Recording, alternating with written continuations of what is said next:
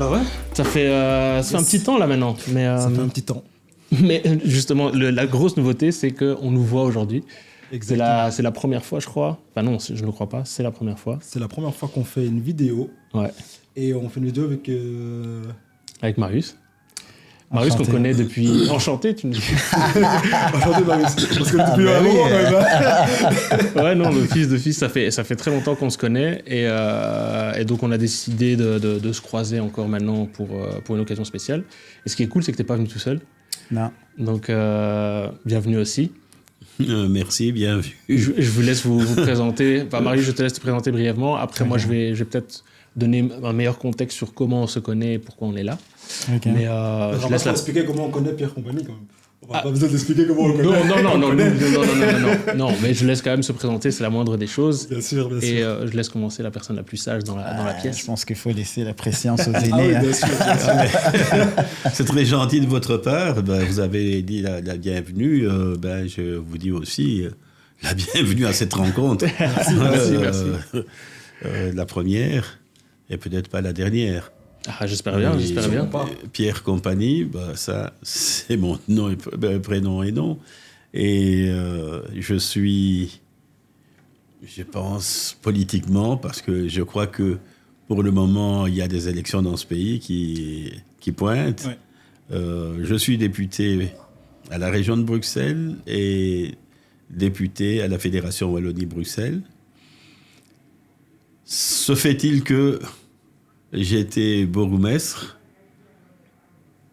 dans la commune de Gansoren et, dira-t-on, un peu partout, le premier bourgmestre subsaharien. Mmh.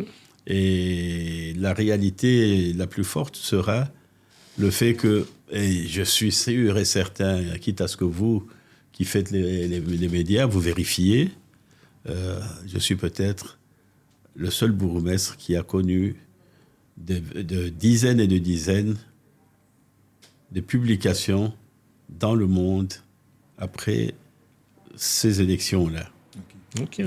Je suis dans New York Times, je suis... Bon, en Angleterre, c'était un peu normal, je suis un peu partout. Et la Mongolie m'a interviewé. Ah oui, carrément. Ah bon? Oui, l'Espagne. C'est parti loin. Le Japon m'a même offert un cadeau dans mon bureau. Ils m'ont interviewé. Donc, vous voyez à peu près le spectre. L'engouement qui est... C'est ça. Okay. Donc, ça, je ne pense pas que d'autres bourgmestres pourront le dire. C'est dû à quoi cet engouement? Mais tout simplement parce que pour la Belgique, un peu partout, on disait, après la colonisation, voilà le premier noir élu en Belgique. Et j'ai eu des appels de partout, des publications d'un peu partout, au point que j'étais même surpris que ma petite fille, qui étudie en Angleterre, où ils ont l'habitude de faire passer chaque mois une image marquante. C'était la mienne qui était affichée dans l'école. Bon, vous imaginez, ça fait quand même plaisir. Voilà. C'est mainstream. Ouais, non, et des choses à vous raconter, j'en ai, mais je ne vais quand même pas mobiliser... tout votre temps.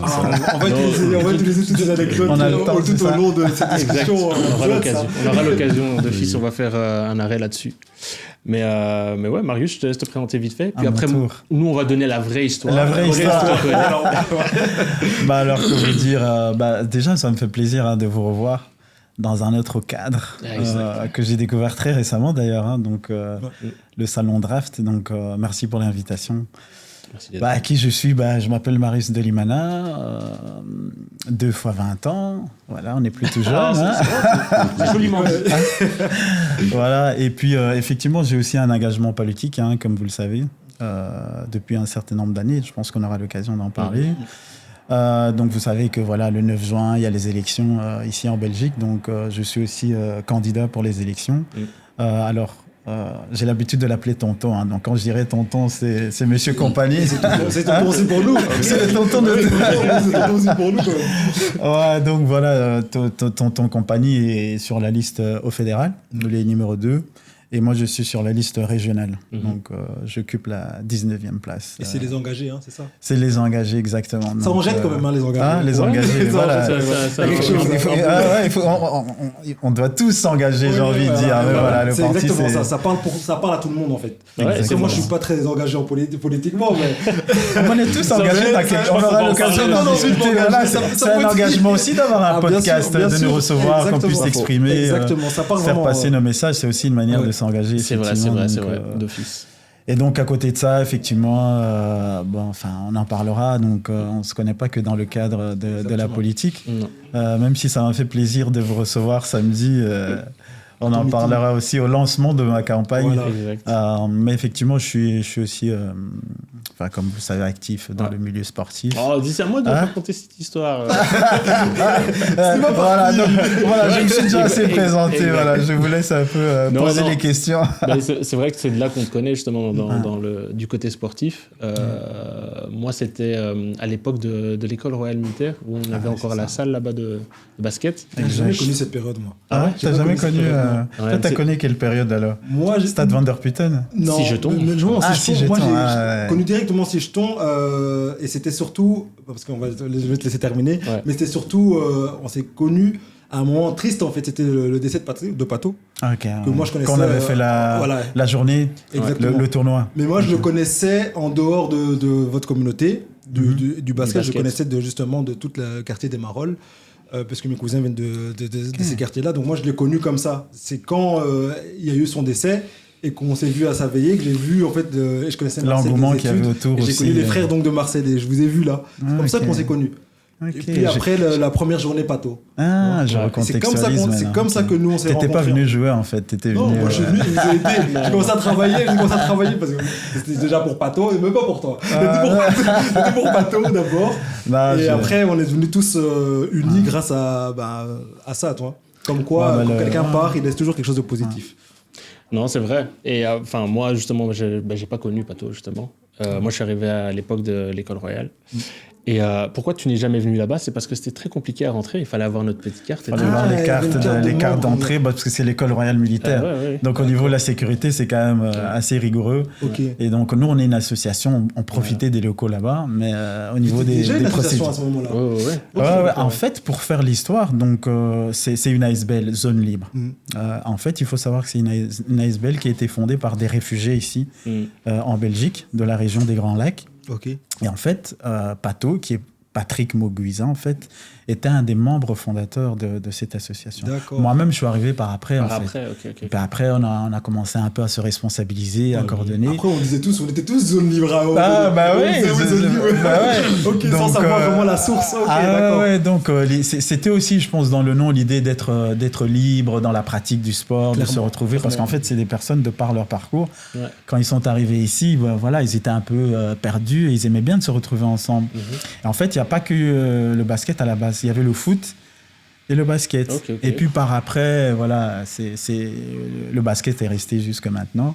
Mais à la base, donc, c'est des réfugiés qui ont fondé l'association, dont Patrick Mauguiza, en fait. Qui a cette partie-là, effectivement. Et donc, toi, quand tu es arrivé, c'était la partie basket à l'école royale militaire. Voilà, c'était la partie basket à l'époque. Et donc, du coup, après, on a fait plusieurs salles. On a fait 6 jetons. Et au fur et à mesure des années, on voyait que tu avais pris un choix, que tu étais quelqu'un d'engagé, que tu avais vraiment cet objectif-là. Et donc, pour moi, c'était une belle histoire de te voir justement samedi parce que ça montre quand même une certaine évolution. Et puis aussi, à voir les personnes qui t'entourent. C'est beau à voir, justement, les personnes qui sont derrière toi. Et donc, le samedi, au lancement, c'était vraiment bien parce qu'il y avait beaucoup de gens qui étaient là. On voyait qu'il y avait beaucoup d'engouement. Ça m'a fait plaisir. Et donc là, maintenant, pour nous, c'est aussi cool de te voir dans notre format. Dans le living room. Parce qu'on s'est dit, c'est bien beau, les costumes, être carré, dire les bons mots toujours. Mais on avait besoin d'avoir deux personnalités qui s'engagent et avec qui on peut vraiment avoir une discussion beaucoup plus légère, tout en gardant cette ligne directrice de faut pas dire des bêtises non plus, mais qu'on puisse se connaître de manière. On dit jamais de bêtises. J'espère. Tonton. Nous, on va faire en sorte que vous en dites. Donc voilà. Et donc on s'est dit, c'était intéressant. On t'a vu, nous on te voit sur les réseaux. C'est vrai qu'on se voit pas souvent.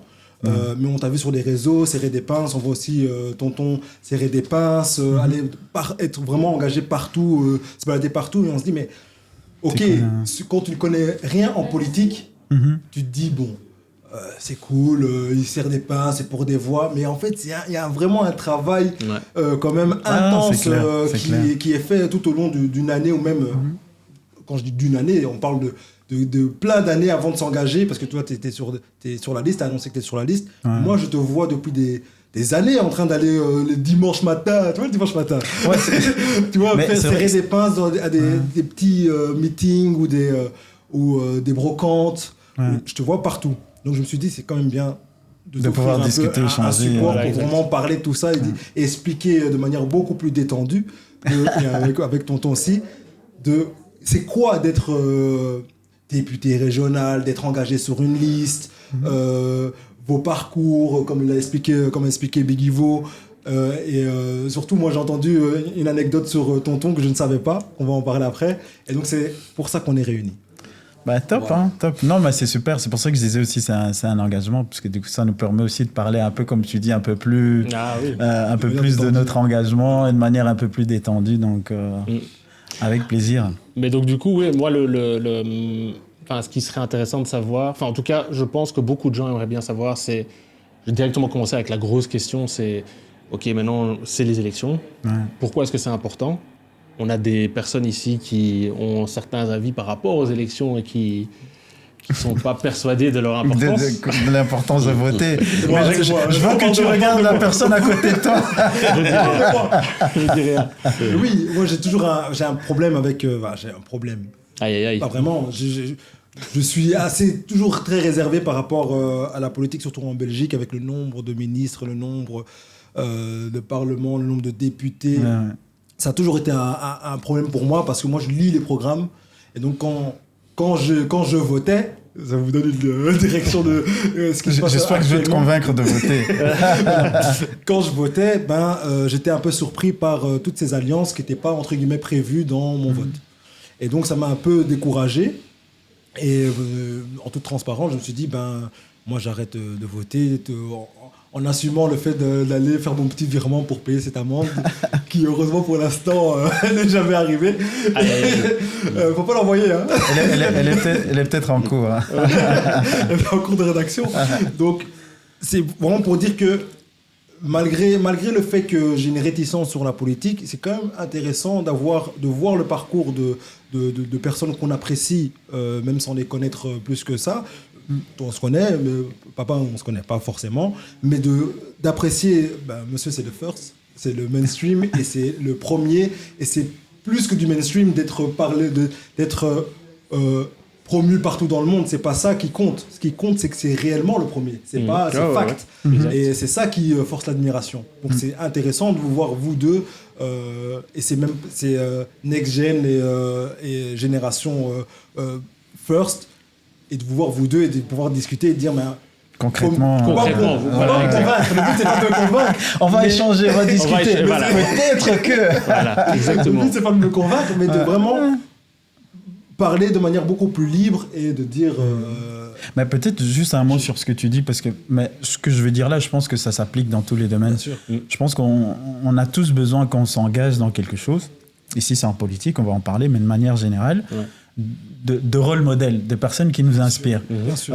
Et moi, voilà, c'est pour ça aussi que spontanément, j'ai invité Tonton Compagnie, parce que, il était déjà engagé en politique, mais son parcours et surtout ce qu'il a déjà pu atteindre.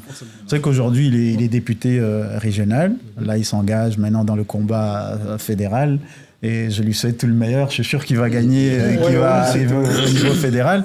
Il a été le premier donc au bourgmestre issu de la communauté africaine sub-Sahara.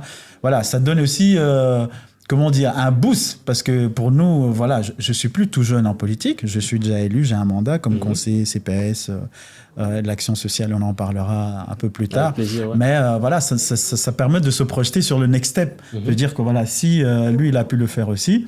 partageant des parcours, des origines, on va dire voilà, moi aussi je peux être député, moi aussi je pourrais être bourgmestre. Voilà, ça permet de se projeter. Je pense que ça c'est vraiment important dans tous les domaines. Voilà, donc c'est important.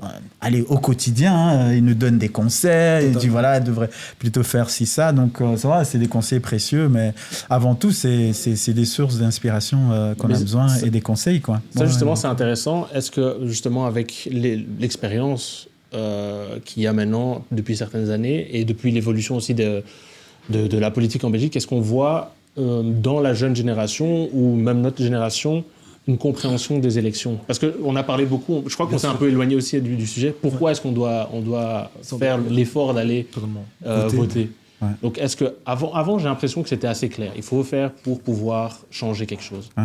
Là, maintenant, il y a certaines personnes, et même la plus jeune génération aussi, je crois, qui s'éloignent un peu de ça et qui se disent en fait, est-ce qu'il y a vraiment un impact? Est-ce qu'on sert vraiment à quelque chose? Est-ce que notre voix est écoutée? Donc là, ça serait intéressant d'avoir les deux côtés, voir un peu, vous, si vous êtes accordé par rapport à ça. Est-ce que vous le ressentez? Est-ce que vous ressentez qu'il y a une certaine réticence par rapport au vote? On le voit même, voilà, c'est un peu une question rhétorique. Ouais, voilà, bon, on a un peu la réponse, mais qu'est-ce qui fait? Est-ce que ça influe sur votre motivation, ou est-ce que vous dites, alors il faut trouver un autre angle pour parler aux votants? Est-ce qu'il faut être encore plus sur le terrain? Est-ce qu'il faut encore plus de V cochés sur des cases? C'est intéressant d'avoir vos deux avis. Donc par rapport à ça, je crois que la première question, c'est est-ce qu'il y a une évolution? Est-ce qu'il y a moins en moins de personnes qui ont un engouement? Et puis à la fin, j'aimerais bien avoir une réponse qui est dans le sens où, oui, c'est important de voter naturellement, mais pour pouvoir répondre à cette question à la fin. Donc je vous laisse un peu dire ce que vous pensez par rapport à ce sujet-là. Et puis nous, peut-être qu'on aura d'autres questions par rapport à ça. Mais on va peut-être t'entendre. Oui, mais je pense pour avoir un long cheminement politique, et même avant, j'étais simplement actif, membre d'un parti politique. J'étais actif sans chercher à aller aux élections. Ouais. Et ici, je précise pourquoi. Non pas parce que je n'avais pas envie, parce que j'ai quitté de mon pays, le Congo, j'ai fui mon propre pays. Donc, j'étais déjà dans la politique très jeune. Il ne me restait plus qu'à la faire éventuellement ici. Mais là, j'avais d'autres objectifs, parce que dans la vie, il ne faut pas tout le temps rouler trop vite sur tout. Tout et n'importe quoi. Mes enfants étaient très jeunes. Moi-même, j'ai commencé par être taximan pour faire mes études d'ingénieur. La moindre des choses, pour moi, était, comme j'étais quand même un militant convaincu, j'en connaissais du monde. Parce que certains, dès que tu connais quelqu'un de haut placé, tu te dis, c'est le moment où jamais je me lance. J'en connaissais du monde que je peux citer, qui peut étonner plus d'un. Et j'ai jamais demandé d'être candidat sur les listes.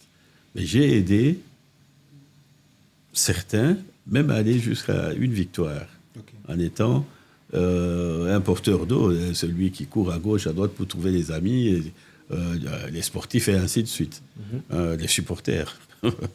Alors, ça, je l'ai fait, mais à un moment, mes enfants, mon dernier, pouvait conduire la voiture.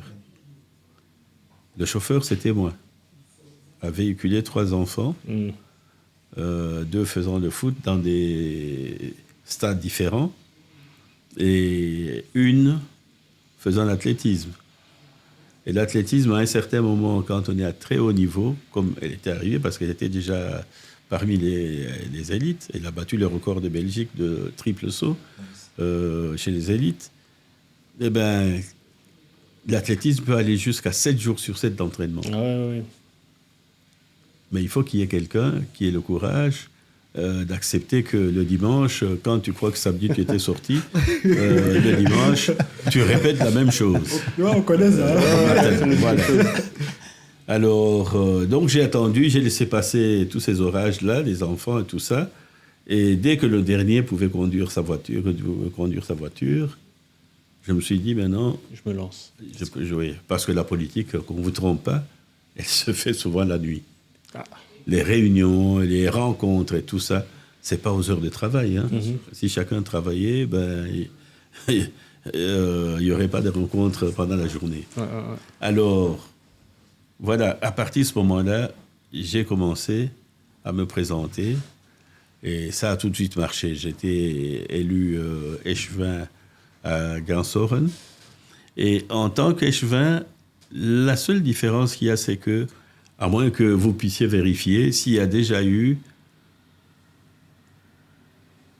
quand je suis élu en 2006, s'il y avait déjà un autre échevin d'origine africaine qui assumait la charge des travaux publics. Ah, peut-être pas.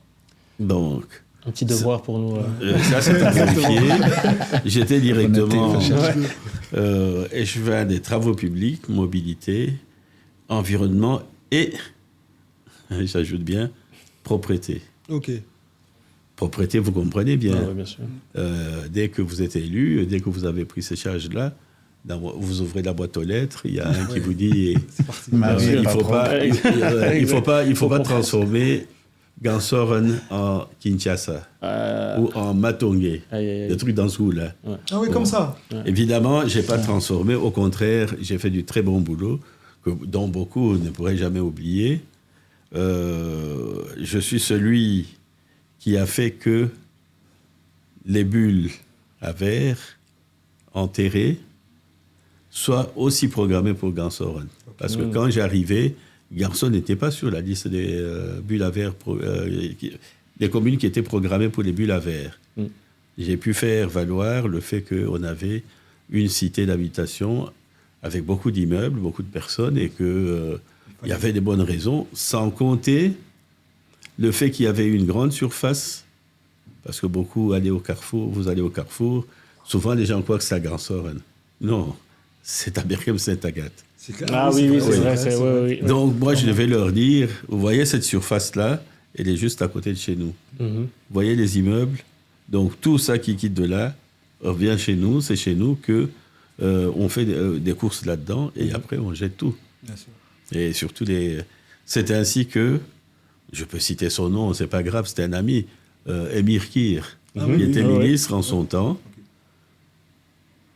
accepte ma réclamation, qui était tardive d'ailleurs, parce que tout était fait, ceux qui étaient là avant n'ont pas pensé qu'il fallait aussi inscrire. Et quand je suis arrivé, je vois que le nom de garçon n'était pas sur... et il nous l'a accordé. Okay. Et à partir de ce moment-là, il y a eu une grande... j'appellerais souffleuse, une soufflerie énorme qui circulait sur Charles-Quint, pour chasser, ramasser les feuilles et autres. Donc, là, c'était un fait. Mais pourquoi je parle de ça, de la propriété? C'est parce que vous imaginez bien, beaucoup d'individus, et bon, je vais vous dire un truc, je sais que Georges Brassens l'a mieux dit que moi, lui, il l'a chanté. Vous voyez arriver. Attention, ils vont te demander de chanter. Je ne vois pas exactement de quoi il s'agit. Je peux pas non plus. Georges Brassens vous a dit. Je ne suis pas sûr que vous allez y arriver. L'âge ne fait rien à l'affaire. Quand on est con, on est con. On est con. Et ça se chante, lui, il chante ça. Alors, donc, embrasser la propreté, j'y ai laissé quand même des performances. Des faits importants. Oui. Un bilan. Et puis, les travaux publics. Quand je cite des travaux publics, parce que vous savez que c'est l'un des grands départements et un peu partout. Ça se voit que... Les travaux et autres. Et ici, c'est un conseil que je donne... à mon jeune qui est ici à côté de moi. Ah, conseil mentoring. Je suis très attentif à... ça, c'est au quotidien. Quand je disais qu'on reçoit les conseils... Je sais que... Tout est enregistré, on peut t'envoyer après. On peut m'envoyer après. Je sais qu'il est bien lancé. Mais comment ne peut-on pas t'accuser de t'être mêlé des choses qui ne te regardent pas? les gens accusent facilement qu'il a volé ceci, il a volé cela. Mon principe, à moi, il est simple. Quand j'entre là, lorsque je sortirai, jamais vous entendrez parler de moi dans des histoires d'argent. Jamais. Imaginez quand même, j'ai quand même déjà une longue carrière. On n'avait toujours pas entendu ça. Donc demain, si on vient vous dire une connerie, vous coupez les micros, vous causez avec le type, vous lui dites de quoi vous parlez. Exactement. Bon. Alors, sachez que quand il y avait des travaux, j'oserais dire adjugés par le conseil communal et tout ça, quand il y avait... On est le troisième invité. Non, on est vous avez déjà quelqu'un. Pardon ? Vous avez quelqu'un qui arrive. Non, on a entendu... Non, c'est bien comme ça. C'est bien, t'inquiète. Tout en live, on regarde tout. Dérange seulement, dérange. Ok, on continue alors. Ok. Donc du coup... Donc, j'avais pour principe, quand les travaux sont commandés, des gros travaux sont commandés, je ne contrôle jamais pendant la journée, ou bien pendant que les ouvriers sont en train de travailler, me rencontrer avec le chef d'entreprise et tout ça, le responsable, jamais. Il y en avait même qui pouvaient m'inviter, vous savez, on dit facilement, on va manger un bout. Si j'avais à manger un bout avec toi, moi je le payerais. Mais jamais je ne répondais à ce genre de choses. À tel point qu'un jour, ils sont en train de creuser, ils ont déjà creusé, il y avait un problème dans la route. Je passe, fin de journée, malheureusement ils sont encore là, les ouvriers me voient, le responsable était là, et il leur dit, vous savez qui c'est ? Ces ouvriers ne me connaissaient pas. Bien sûr. Et il leur a dit, ah oui, comme on le dit toujours, hein, Pierre Compagne, le papa ah oui, on va faire une photo. Mais à partir de ce moment, je ne revenais plus à la même heure parce que je ne voulais pas avoir de contact avec... mais oui, voilà. Exactement. Donc vous voyez, ce sont toutes des choses auxquelles il faut vous habituer. En tant que bourgmestre, tous ces gaillards qui veulent construire, même dans un petit espace qui reste encore pour que les gens respirent, il y a toujours des gens qui ont de bons projets en bâtiment. Et puis ils vous diront, on laissera encore de l'espace vert là autour, ils peuvent expliquer tout. Mais ça, c'est bien justement d'en parler parce que ça montre d'un côté pourquoi vous êtes important une fois que vous êtes élu, parce que vous faites des choses, que ce soit dans la propreté, parce que ça, c'est vraiment notre quotidien. On marche dans la rue chaque jour, on voit. Donc ça, c'est beau. Et puis en même temps, on voit aussi le vécu que vous avez, justement les contraintes dans lesquelles vous devez effectuer justement ces changements. C'est quoi un politique au quotidien en fait mais ce que tu dis là, si je peux me permettre, parce que c'était la question, pourquoi c'est important la politique, pourquoi il faut aller voter, parce que je pense qu'il a bien expliqué, et surtout par exemple ici au niveau communal, après on parlait aussi au niveau régional, c'est que, vous connaissez l'adage, si tu fais pas la politique, elle va te faire. Ça veut dire que qu'on le veuille ou non, la politique et les décisions qui sont prises, ils impactent nos vies. Bien sûr. Donc, il faut s'impliquer pour faire passer un peu notre vision des choses. En tout cas, on doit être conscient que de toutes les façons, la politique impacte nos vies. Et c'est très concret. C'est vrai qu'au niveau communal, par exemple, c'est vraiment le niveau le plus proche des gens. On parle de la propreté de ta rue, on parle de la sécurité. On parle pas aussi, si on parle niveau régional, on parle de la mobilité. Voilà, tout le monde a un avis. Combien de fois on n'a pas discuté Voilà, donc du coup. Il y a même des jugements de valeur carrément, tu vois, qui peut te décourager quand on voit un courrier pour dire que c'est pas Kinshasa. Mais et puis on fait face aussi à ce genre de. Il y a des mecs qui sont tape je suis pour te mais non, ça en fait. Non, mais c'est aussi ça la politique, c'est faire face à des réflexions. Donc c'est aussi vraiment. Et c'est pouvoir, comment dire. C'est vrai que si on n'a pas de forte conviction, il faut être persévérant. Comme ça, mais en même temps, il faut savoir fixer les limites. Parce qu'ici, effectivement, je pense qu'il a un peu abordé. Et il a fait l'objet de propos clairement racistes. Et là, ça a été plus loin parce qu'il y a eu porter plainte, ça a été en justice. Et si je ne me trompe pas, la personne a été condamnée. Non, il y en avait deux. Celle de Liège a été condamnée. Celle qui a été chassée du Congo par le président Félix Tshisekedi le lendemain qu'on apprenait que le type est bien installé au Congo, il mange bien, il vit très bien. Mais de là, il est en train d'insulter des Noirs. Ah oui. Ah donc c'est leur classe quoi. Non, c'est aussi ne pas pouvoir se dire c'est pas grave parce que du coup aussi on revient sur le fait d'être exemplaire aussi de dire aux gens non, quand c'est des propos racistes c'est des propos racistes, il faut. C'est ça, mais le type a été relaxé, mais avec le tribunal nous sommes allés en appel. Ok. Seulement quand on vous dit qu'il manque des magistrats, soyez certains que ce sont des vérités. Okay. Quand on vous dit qu'il manque des policiers, c'est une vérité aussi, ce sont des vérités. Bien sûr. Alors, le problème a commencé en 2020, jugé en 2022, rendez-vous pour l'appel en 2025. Ouais, non, c'est des investissements à faire en justice. Hein. C'est ça, franchement. Comme si on n'avait que ça. Non, mais voilà, donc pour répondre à la question pourquoi il faut de toute façon voter, moi, c'est ça ma réponse. Parce que de toute façon, ça impacte nos vies, il faut faire entendre sa voix. Parce que de l'autre côté, aussi, les personnes qui ne partagent pas forcément vos opinions vont aller partager leur voix. Donc voilà. Oui, c'est ça en fait. En tout cas, moi, de la manière dont je vois le vote, c'est aussi, ok, peut-être que naturellement, je vote pour un programme spécifique, pour des choses qui sont importantes pour moi, mais en même temps, je vote pour éviter que certaines choses arrivent. Dans le sens où il y a certains partis ou certaines personnes qui se présentent auxquelles je n'adhère pas du tout. Et donc, du coup, je vote aussi de manière défensive pour qu'eux ne puissent pas. D'accord. Mais j'ai une question, parce que moi, quand je votais, je votais par programme, donc je ne vote jamais pour les mêmes.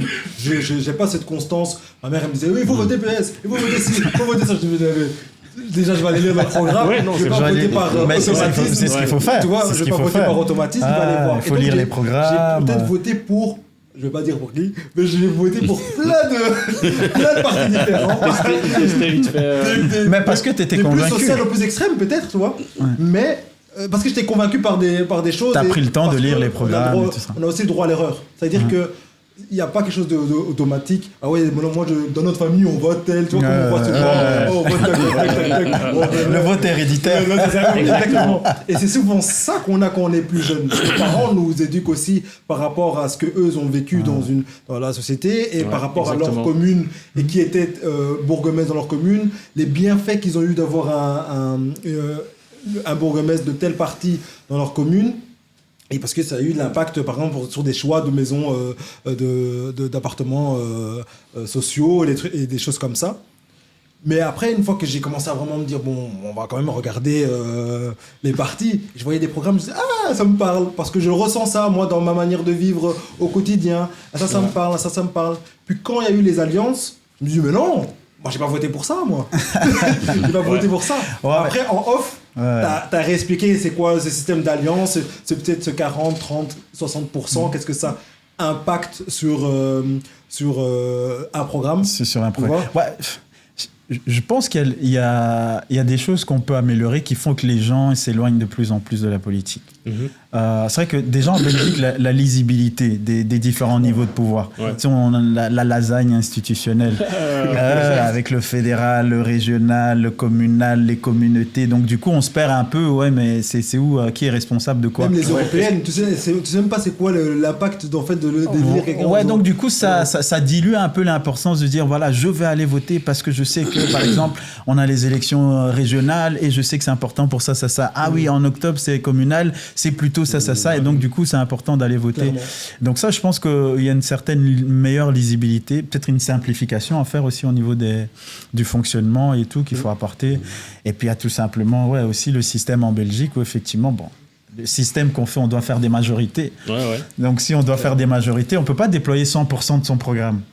Forcément, il y a des négociations. Donc c'est vraiment fort que tu sais bien négocier, mais normalement, c'est vrai que c'est des concessions à faire. Donc ça aussi, c'est une explication qu'il faut pouvoir donner. Mais en même temps, si en votant, entre guillemets, pour nous, on nous permet d'être autour de la table, au moins, on peut quand même négocier pour avoir une majeure partie du programme qui est considéré dans les accords de majorité. Quand même. Mais il faut vous dire, la politique a son importance.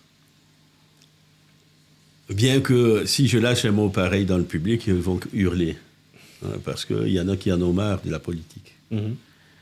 Mais quand on est au pouvoir, on peut réaliser des choses qu'on ne peut pas réaliser si on est dans l'opposition. Encore moins quand on ne fait que jeter les pierres à ceux qui agissent. Je vais vous donner des petits exemples qui ne sont pas si petits que ça. Lorsque je rentre encore échevin aux travaux publics, il y a plus de 20 ans qu'on demande le terrain de football synthétique à Gansorn. Et Gansorn est la dernière commune. Ouais. Celui qui va trouver la bonne clé pour ouvrir la porte, c'est moi. Le terrain synthétique est là. Plus tard, je suis bourgmestre. Il y a à Gansorn un problème énorme. Tout le monde veut une école communale. Okay. Plus de 20 ans. J'ai été échevin, je n'ai pas vu venir cette école-là. On en a parlé, on avait d'autres bourgmestres et tout ça. Je n'ai pas vu venir cette école. Il n'y a pas d'école communale, hein? Il n'y avait pas d'école communale? Il n'y en a pas encore, on va construire. Ah oui, okay. Et quand je suis bourgmestre, il y a une erreur qui se produit. Moi, je dis aux autres, voilà, nous allons partir ensemble. Toutes les parties, je vais les amener voir le ministre concerné pour demander aussi l'école qu'on attend tant ici. Et je vous dirai pourquoi il faut cette école. Alors, la politique aidant, quelqu'un de la commune, qui était bien placé aussi comme député, est allé poser la question au Parlement, au ministre, pour l'école. Bon, c'est le fils de Dardenne, hein. Il a des réponses. C'est du direct. Il dit, moi, 70 millions de demandes, 20 millions à distribuer. Je fais quoi? C'est comme à la foire, hein.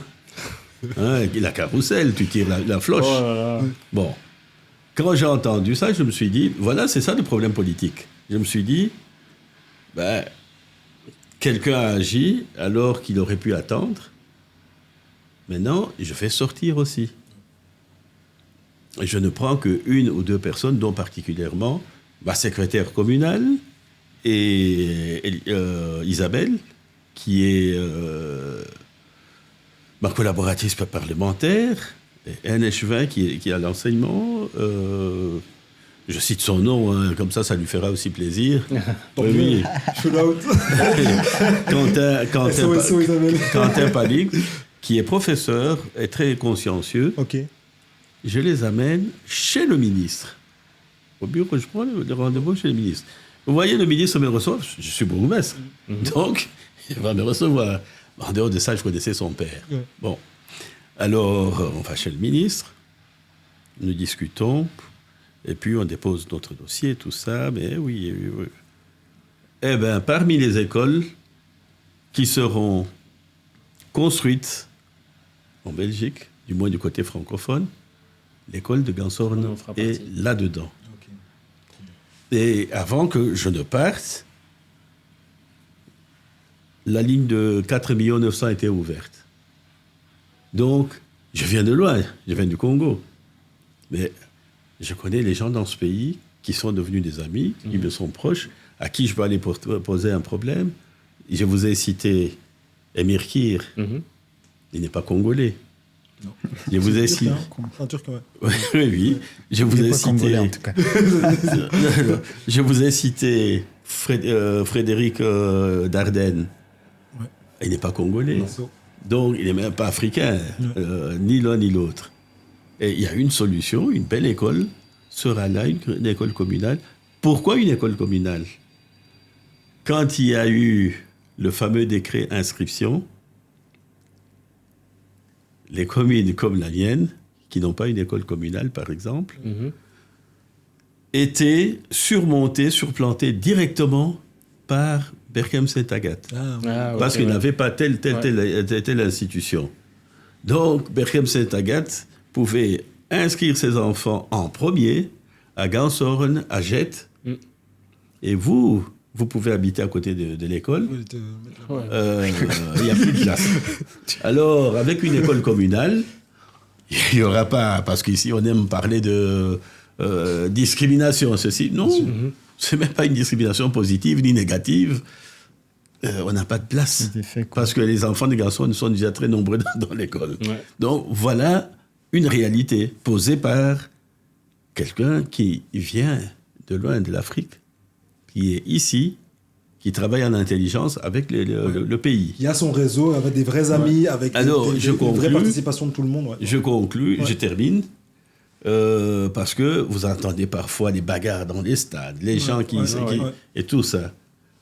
On crie toujours fair play, fair play. Dans ma commune, en tant que bourgmestre, il y a un monument qui est là, le monument de fair play. Ce monument m'a valu une récompense européenne que j'ai été prendre à Budapest. Et il aurait pu être, comme on disait, le premier au monde, mais au Japon, il y a quelque chose pas qui ressemble, mais qui porte presque le même nom. Okay. Mais pour l'Europe, c'est le premier monument européen de fair play. Venu de quoi?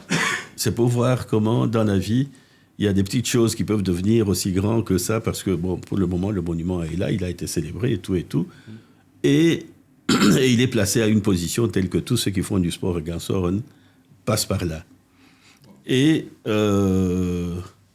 il est venu d'où? L'idée et la maquette qui a fait un grand monument, c'est suite à une finale à Wembley. C'était Manchester City contre, je crois, Liverpool ou Arsenal. Ils en arrivent au penalty. Et vous savez, Wembley, c'est toujours 90 000 personnes. Hein. Même si tu fais jouer les équipes de deuxième division. Les gens sont là. Alors, c'était pas un Community Shield? Non, je pense. Justement, j'allais te regarder en disant. Je me demande si c'est pas un Community Shield. C'est là qu'on teste vos références. Entre gagnant de la FA Cup et le. Ah non, c'était la finale de la FA Cup. Ah, c'était la finale de la FA Cup, carrément. Oui, qui est exceptionnelle. Quand tu vois ces gens qui marchent avec des gants blancs en train de porter les militaires, en train de porter la coupe et tout. Très prisé cette. Mais c'est un truc de fou. Et la reine est là, ou bien ou les représentants. Alors, le match se termine au penalty. Manchester City gagne. C'est tout à fait normal. Ceux qui perdent s'effondrent. Bien sûr. Et ceux qui gagnent courent vers leur public. Dans un boucan, le public est... les autres sont silencieux. Et quand Vincent court, il est le capitaine, avec son équipe, avant juste de sortir, quitter le terrain, il s'arrête. C'est un match regardé par des milliards de gens. Hein. Il s'arrête, il revient pour, j'oserais dire, soulever ses copains qui étaient tous au sol. Là. Hein, il revient. Ceux qui ont perdu. Oui, ceux qui ont perdu. C'est très rare, j'ai jamais vu ce geste-là d'ailleurs. Et ce geste a été repris sur toutes les télévisions. Et plus tard, on lui donnera le prix de fair play ici en Belgique et en Europe. Ce prix-là, c'est moi qui ai été le chercher. C'est quelque chose, un montage de 4 mains qui tiennent et tout ça. Et il était dans la maison chez moi. Souvent, je garde ces prix-là. Quand je prends ces prix, il ne va pas remplir sa maison avec ça.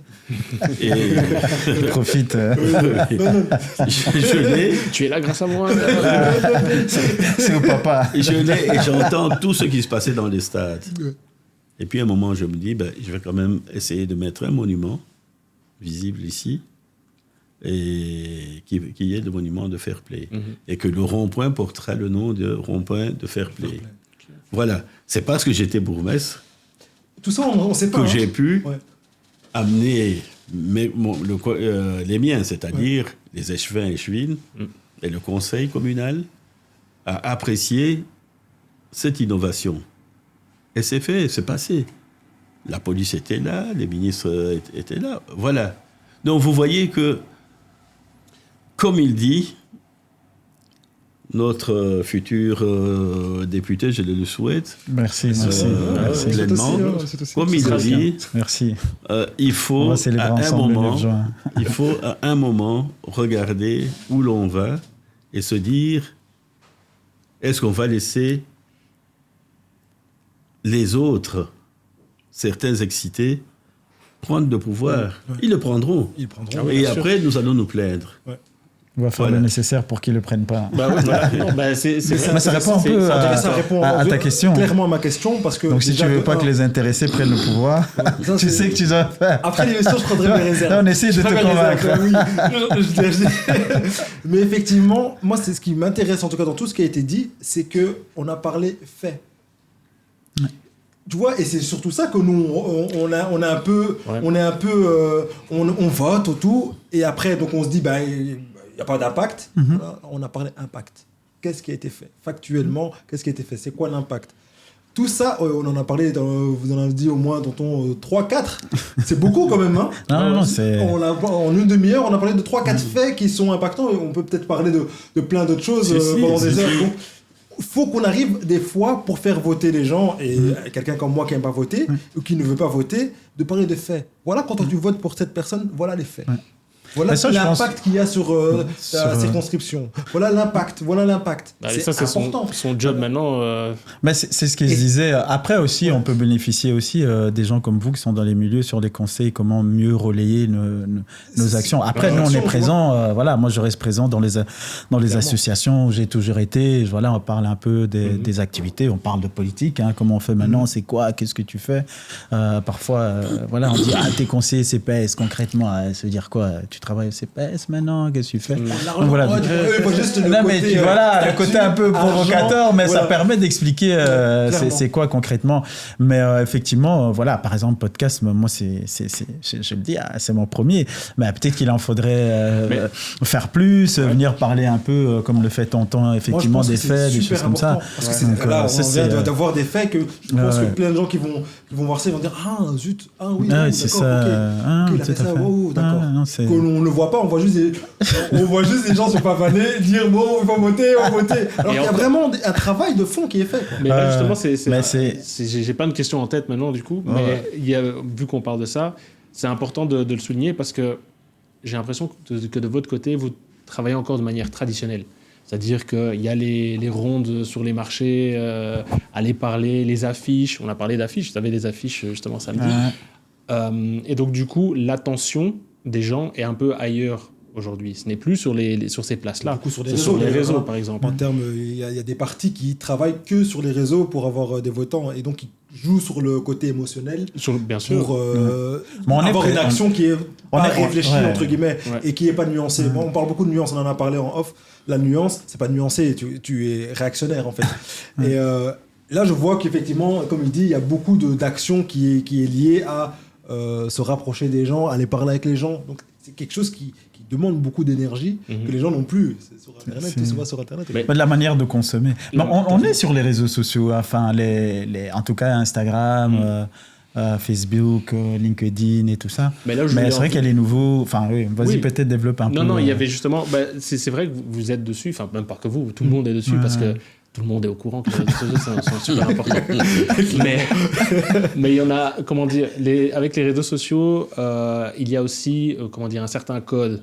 Et ce code-là, souvent en politique, je trouve que soit on ne s'attarde pas dessus, et donc du coup, la valeur que les réseaux sociaux pourraient avoir est un peu remise à zéro, parce que vu que vous ne fonctionnez pas de la manière que les réseaux sociaux fonctionnent, vous n'êtes pas vu, vous n'êtes pas écouté. Donc ça, c'était, vu qu'on parlait de ça, c'est la chose qui me venait en tête. Mais aussi, ce qui était... Bon, là, je passe peut-être du coq à l'âne, mais ce qui, pour moi, est aussi intéressant de savoir, c'est... On parlait des coalitions, faire des concessions, on ne peut pas respecter tout notre programme. Comment est-ce que vous, en tant que politique, comment vous allez faire pour choisir le bon combat, tu vois ? Imagine, on dit, désolé, tu n'auras que 3 points où tu pourras faire quelque chose. Oui, mais le premier combat... C'est celui pour lequel nous sommes ici. Voilà, c'est ça que je dis. Exactement. Le premier combat, il n'a pas cessé d'en parler, c'est que nous y allions en front, qu'on ait suffisamment de voix pour ne pas être les compléments. Vous voyez ce que je veux dire? Ne pas être les compléments des géants. Exactement. Donc, pour ça, c'est la campagne qu'on est en train de faire. Il est vrai que, comme vous le dites, actuellement, il y a un outil, j'oserais même dire, c'est un outil sauvage. Les réseaux sociaux. Bien sûr. Mais c'est avec ça qu'il faut faire. Alors, on démultiplie les spécialistes de ceci. Oui, bien sûr. Vous voyez, vous êtes aussi ici maintenant spécialiste de podcasts ici. Vous êtes aussi des spécialistes. Oui, tout à fait. Bon, donc, il y a trop d'outils qui sont développés. Mais il se fait qu'un être humain a besoin, à un moment, de voir, même s'il n'a pas très bien vu, même s'il le déteste, de voir qui est derrière toutes les belles photos, parce qu'il y a des gens qui s'embellissent sur les photos. Bien sûr. Ça, je ne vais pas vous l'apprendre, vous êtes des spécialistes. Les spécialistes. Non, mais jamais de filtre. L'être humain a parfois envie de voir quel est ce type qui est derrière tout ça. Même une fraction de seconde. Pendant que tu distribues les flyers. Bon, il a le temps de te dire, je dis vulgairement, il a le temps de te dire je t'emmerde. Il a dit ce qu'il pensait de toi, parce que quelque part, il supporte tel ou tel autre. Mais vous verrez que la plupart n'émettent pas leur avis, sauf ceux qui ont déjà pris un intérêt pour vous. Ceux-là, ils font donner encore et tout ça. Mais ça fait partie du jeu. Et je crois que même si on transformait, il y a des gens qui gagnent beaucoup de voix sur les réseaux. Ça existe. Mais ça ne remplacera jamais le contact, le dernier contact des gens qui, eux, iront à la maison pour dire, tiens, mais le papier qu'il m'a donné là, il est sur la table, il y a des gens qui regardent ça, qui disent, ah, toi, tu as choisi. Voilà, ça fait partie du jeu. Mais ici, nous sommes devant un outil qui peut porter encore plus. Qu'il porte plus, voilà. Ce qui est clair, c'est que nous, on espère avoir un maximum de votes pour pouvoir avoir un maximum de poids dans les négociations, si on est amené à monter dans la majorité. Après, je pense que chaque parti a quand même, comment dire, un ADN. Donc, il y a des choses sur lesquelles on sera, entre guillemets, intransigeant. Il y a des mesures sur lesquelles on voudra absolument que ça soit abordé, que ça soit porté le plus... Par exemple, idéologie... voilà. Donc, ici, par exemple, voilà, on a annoncé dernièrement lors de notre congrès du programme et tout, c'est par exemple, on veut absolument axer sur tout ce qui est santé, particulièrement la santé mentale, parce qu'on remarque que c'est vraiment une problématique qui prend une grosse ampleur. Il faut pouvoir les résoudre, mettre les moyens et tout ça. Donc, probablement qu'à ce moment-là, dans la négociation, on dit, voilà, qu'est-ce qu'il en est de la santé mentale, qu'est-ce qu'on fait ? Il y a aussi tout ce qui est enseignement, genre de choses. Donc, il y a l'éducation, l'enseignement. Donc, il y a un ADN, si je peux dire ça comme ça, du parti et des mesures phares qu'on veut absolument apporter et qui certainement seront la base des négociations à ce moment-là. Mais je le répète, en plus, on a de votes, de poids. En plus, on peut dérouler un maximum de notre programme, quoi. Mais le système, il est comme ça. Il faut être transparent par rapport à ça. Et ce qu'il ne faut surtout pas faire, c'est faire des accords, de négociations avant même que les gens se soient exprimés. Donc il faut respecter le vote des gens. C'est surtout ça qui est important et expliquer qu'on est dans ce système-là en Belgique et être tout à fait transparent là-dessus, quoi. Donc ça, je pense que ça... Surtout le répéter aussi, je crois. Parce que souvent, les gens restent un peu sur le sentiment de, je vais peut-être exagérer, mais de trahison. Donc du coup, ils se disent... c'est pas qu'ils oublient ce système-là, mais ils restent juste sur un sentiment et pas sur un fait... comment dire, le trauma. Voilà, exactement, le trauma. Traumatisé, donc tu reviens pas sur cette voie quand tu la fouilles. C'est ça. Donc du coup, répéter ce qui a été fait, répéter le système, comment il est fait, comment ça fonctionne. C'est pour ça que c'était super important et super intéressant, la personne qui est venue à la fin, samedi justement, pour expliquer comment on vote, tout simplement. Comment on vote, après, on sait tous à peu près comment voter. On a tous été dans cette petite case à l'étroit. Mais c'est important de le répéter parce que, déjà, de un, à ce moment-là, tu te rappelles et tu ne perds plus de temps à réfléchir une fois que tu es dans le moment de voter. Tu sais pourquoi tu es là, tu sais comment ça va se passer. Comment ça va se passer. Tu vois à quoi ressemble la liste. L'ordre, un truc bête aussi, l'ordre. de comment les gens sont placés, etc., bah, c'est bien aussi parce que, je me rappelle. Savoir déjà que c'est 3 fois qu'on va voter. À force de répétition aussi, que les gens se sentent plus à l'aise aussi pour aller voter. Oui, mais tu vas mais parfois, rien qu'en expliquant qu'on va voter 3 fois, on va voter 3 fois, au niveau européen, fédéral, régional. Et donc, du coup, aussi, ça crée des questions. Ah oui, au niveau européen, mais c'est quoi la différence avec le fédéral, le régional? Et puis, on va revoter en octobre. Et là, tu vois vraiment les yeux qui s'ouvrent. C'est comme ça qu'on peut commencer à... qu'il faut expliquer. Après, je pense qu'aussi, parce que tu disais, comme, je sais pas comment tu l'as formulé, qu'on communique de manière traditionnelle. Ouais, voilà, donc c'est peut-être une question que je voudrais torquer. Qu'est-ce qu'on pourrait faire du coup? Parce que c'est vrai qu'on est déjà présent sur Instagram, je l'ai dit tout à l'heure, et d'autres plateformes. Mais est-ce que c'est quoi? C'est plutôt dans le format peut-être? Voilà, qu'est-ce que tu voulais dire par là? C'est comment dire? C'est un peu comme. Je prends se déplacer partout, c'est ça que tu veux dire? Non. Je prends une analogie au basket, par exemple. Le basket a certains codes. La personne qui rentre sur un terrain de basket a les codes du basket et on le reconnaît, on sait. Quelqu'un qui monte sur les réseaux sociaux... Je vois très bien de quoi tu parles. Mais c'est la même chose sur un terrain de foot, même chose. C'est quelqu'un qui... Rien que la manière de s'habiller, rien que la manière de... Quelqu'un qui met ses crampons, on sait. Lui, c'est la première fois qu'il joue au foot. mais c'est la même chose sur les réseaux. Les réseaux aussi. Une personne qui vient sur les réseaux et qui n'est pas honnête, qui vient sur les réseaux parce qu'il sait qu'il y a l'attention qui est là, qui doit être là, ça se sent directement. Maintenant, je ne sais pas s'il y a une jeune génération politique qui existe en Belgique. J'espère, parce qu'on en a besoin. Il y en a. Voilà. Il y en a.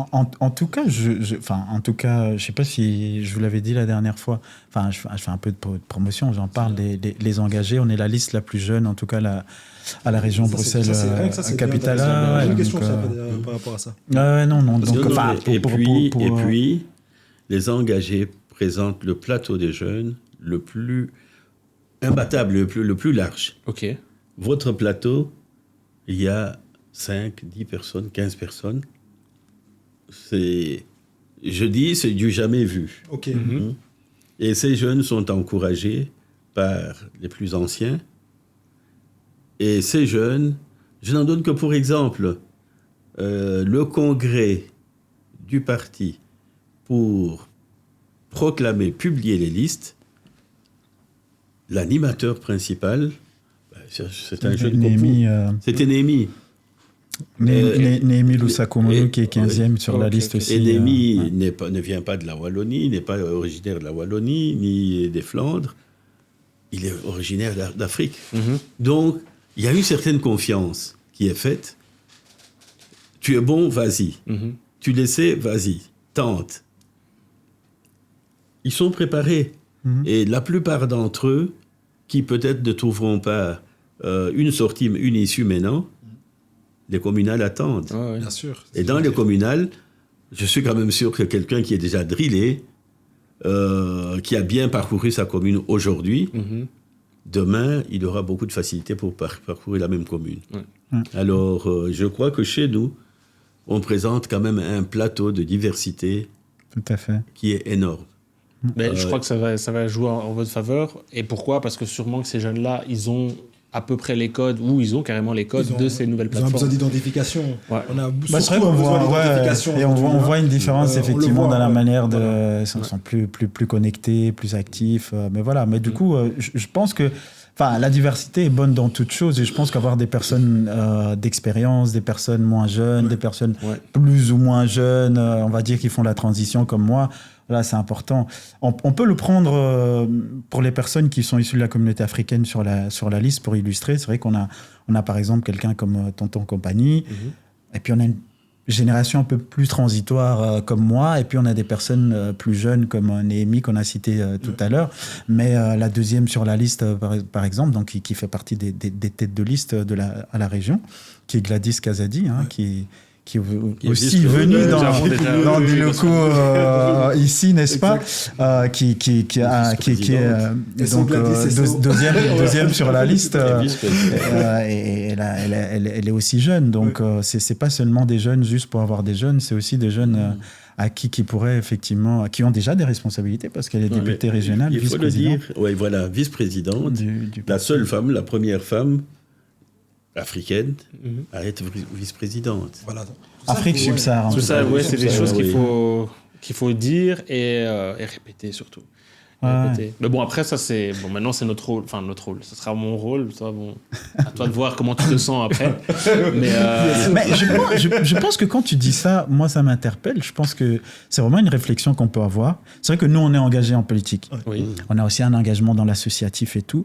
Je pense qu'une manière de s'engager de manière citoyenne de la part des porteurs de projets, style podcast et tout ça, c'est aussi de dire... On va justement permettre à cette plateforme, un peu comme on fait aujourd'hui, de faire connaître les projets, de faire connaître les personnes et tout, et de contribuer. On ne doit pas forcément dire on roule pour tel candidat ou tel parti, mais c'est comme un engagement citoyen de dire voilà, nous, on s'engage aussi à... Voilà, tout à fait. Totalement d'accord. Et surtout, le fait de dire que c'est les jeunes, que vous êtes jeunes, c'est super impactant, puisque justement... les jeunes, en tout cas de notre génération, comme moi, qui disent mais la politique, c'est pas impactant, mais tu dis en fait, quand même, il y a une majorité de jeunes. Pourquoi eux sont là? Pourquoi ils s'engagent? Pourquoi ils sont toujours le dimanche matin en train de serrer des pains, en train de couper des cordons? Il n'y a pas que le dimanche, c'est tous les jours. Parce que le dimanche, c'est plus dur. C'est plus dur. Et je t'ai vu, et j'étais déjà le dimanche être partout dans le froid. Et moi, j'étais en train de grelotter à ta place. Et je me suis dit, c'est important de pouvoir, quand t'as voulu dire, quand t'as dit, voilà, je m'engage, de me dire, ok, il se bat, alors on va aussi lui donner l'occasion de parler d'un un bon moment, quoi, et de passer un bon moment avec notre pote. Je pense qu'il faut le voir comme ça, parce que vous allez recevoir quelqu'un qui est engagé, je sais pas moi, dans le milieu associatif du foot ou du basket, vous allez recevoir quelqu'un. Je veux dire, il faut voir le politique aussi comme ça. C'est un engagement comme un autre et qui mérite d'être connu et de donner une visibilité et qu'on puisse venir partager nos idées et que les gens puissent les connaître, quoi.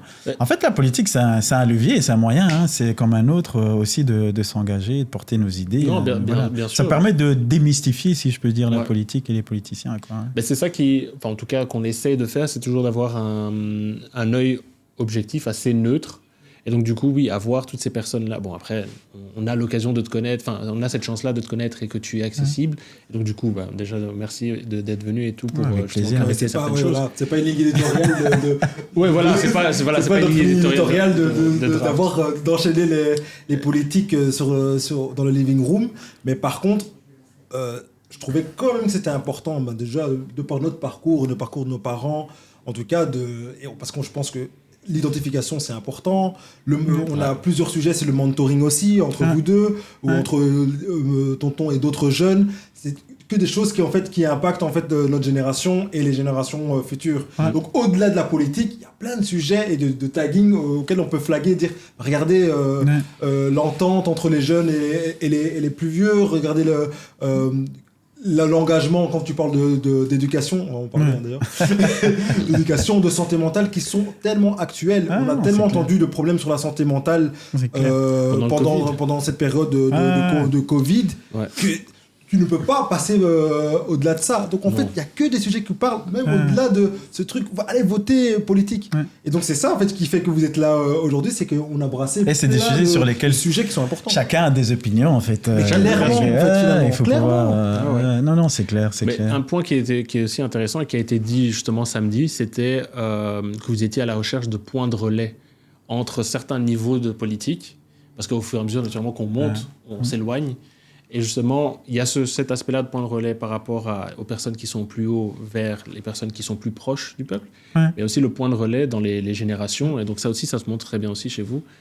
J'ai l'impression de ne plus être neutre là. On va arrêter de la complaisance. Bon. Mais bon, c'est des choses. C'est ton cœur qui parle, c'est bien. Laissez-vous aller. Laissez-vous aller. C'est pas un problème.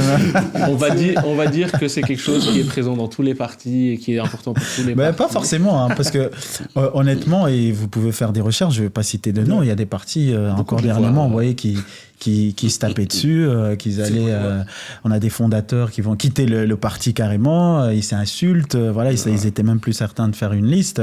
Voilà, ici on montre qu'on est vraiment une équipe, qu'on est soudés, peu importe nos âges, nos origines et tout.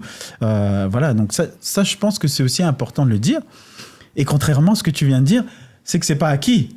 Dans tous les partis, on n'a pas vraiment ce côté où ils marchent ensemble, c'est une équipe, et on voit vraiment. Et même dans la communauté africaine, qu'on soit vraiment soudés, qu'on soit une équipe. Vous voyez bien quand samedi à d'autres événements, vous voyez bien qu'on est vraiment une équipe. J'ai une anecdote par rapport à ça. C'est qu'en off, il y a eu des discussions. Donc les personnes parlaient avec des personnages politiques qui ont parlé dans le meeting pour toi et tout. Et en off, ils ont dit, ah oui, donc vous êtes le boss. Elle a dit, non, en fait, il n'y a pas de boss, en fait. On travaille ensemble. Et c'était en off, donc il n'est pas là.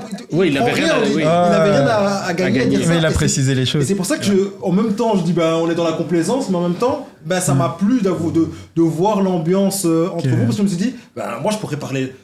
Même si que j'ai une décision de voter ou pas, je peux parler vraiment chill avec eux en fait. Et d'avoir une vraie discussion sur ce qui se passe réellement dans ce qui nous entoure. C'est pour ça que je parle beaucoup d'identification. C'est qu'en fait, j'ai vraiment aimé... Bon, après, tout le monde va dire tout le monde a parlé pour toi, mais ils vont pas dire un truc négatif.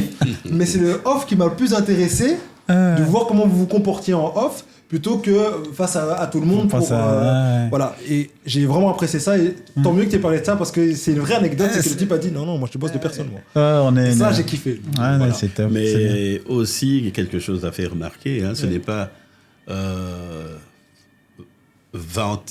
vanter le parti, ce n'est pas vanter tous ces jeunes gens qui sont en train de donner du fil à retordre aux autres dans d'autres partis. Bien sûr. Déjà, quand vous regardez même les numéros que portent les nôtres sur les listes, vous ne trouverez pas ça ailleurs. Ailleurs, il y aura un ou deux à peine échappés qui seront là et les autres seront complètement largués. Mais ici, on voit que nous sommes dans un parti où on nous écoute. On dit aussi, faites attention, sinon ça ne va pas aller. On nous écoute. Et cette écoute, elle va loin. Je ne vais pas commencer à comparer ceux qui sont bons, forts ou pas forts, mais quand le président de chez nous, Maxime Prévost, parle, vous entendez qu'il y a suffisamment de bon sens, il n'y a pas de retenue. Okay. Les autres, ils sont obligés... de jouer avec, j'oserais dire, avec des gants. Mettre les gants, un tatillon.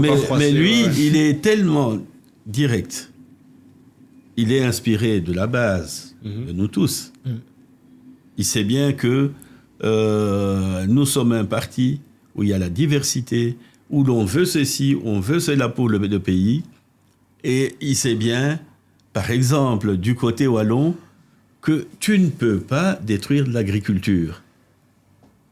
Et il peut en parler à son aise.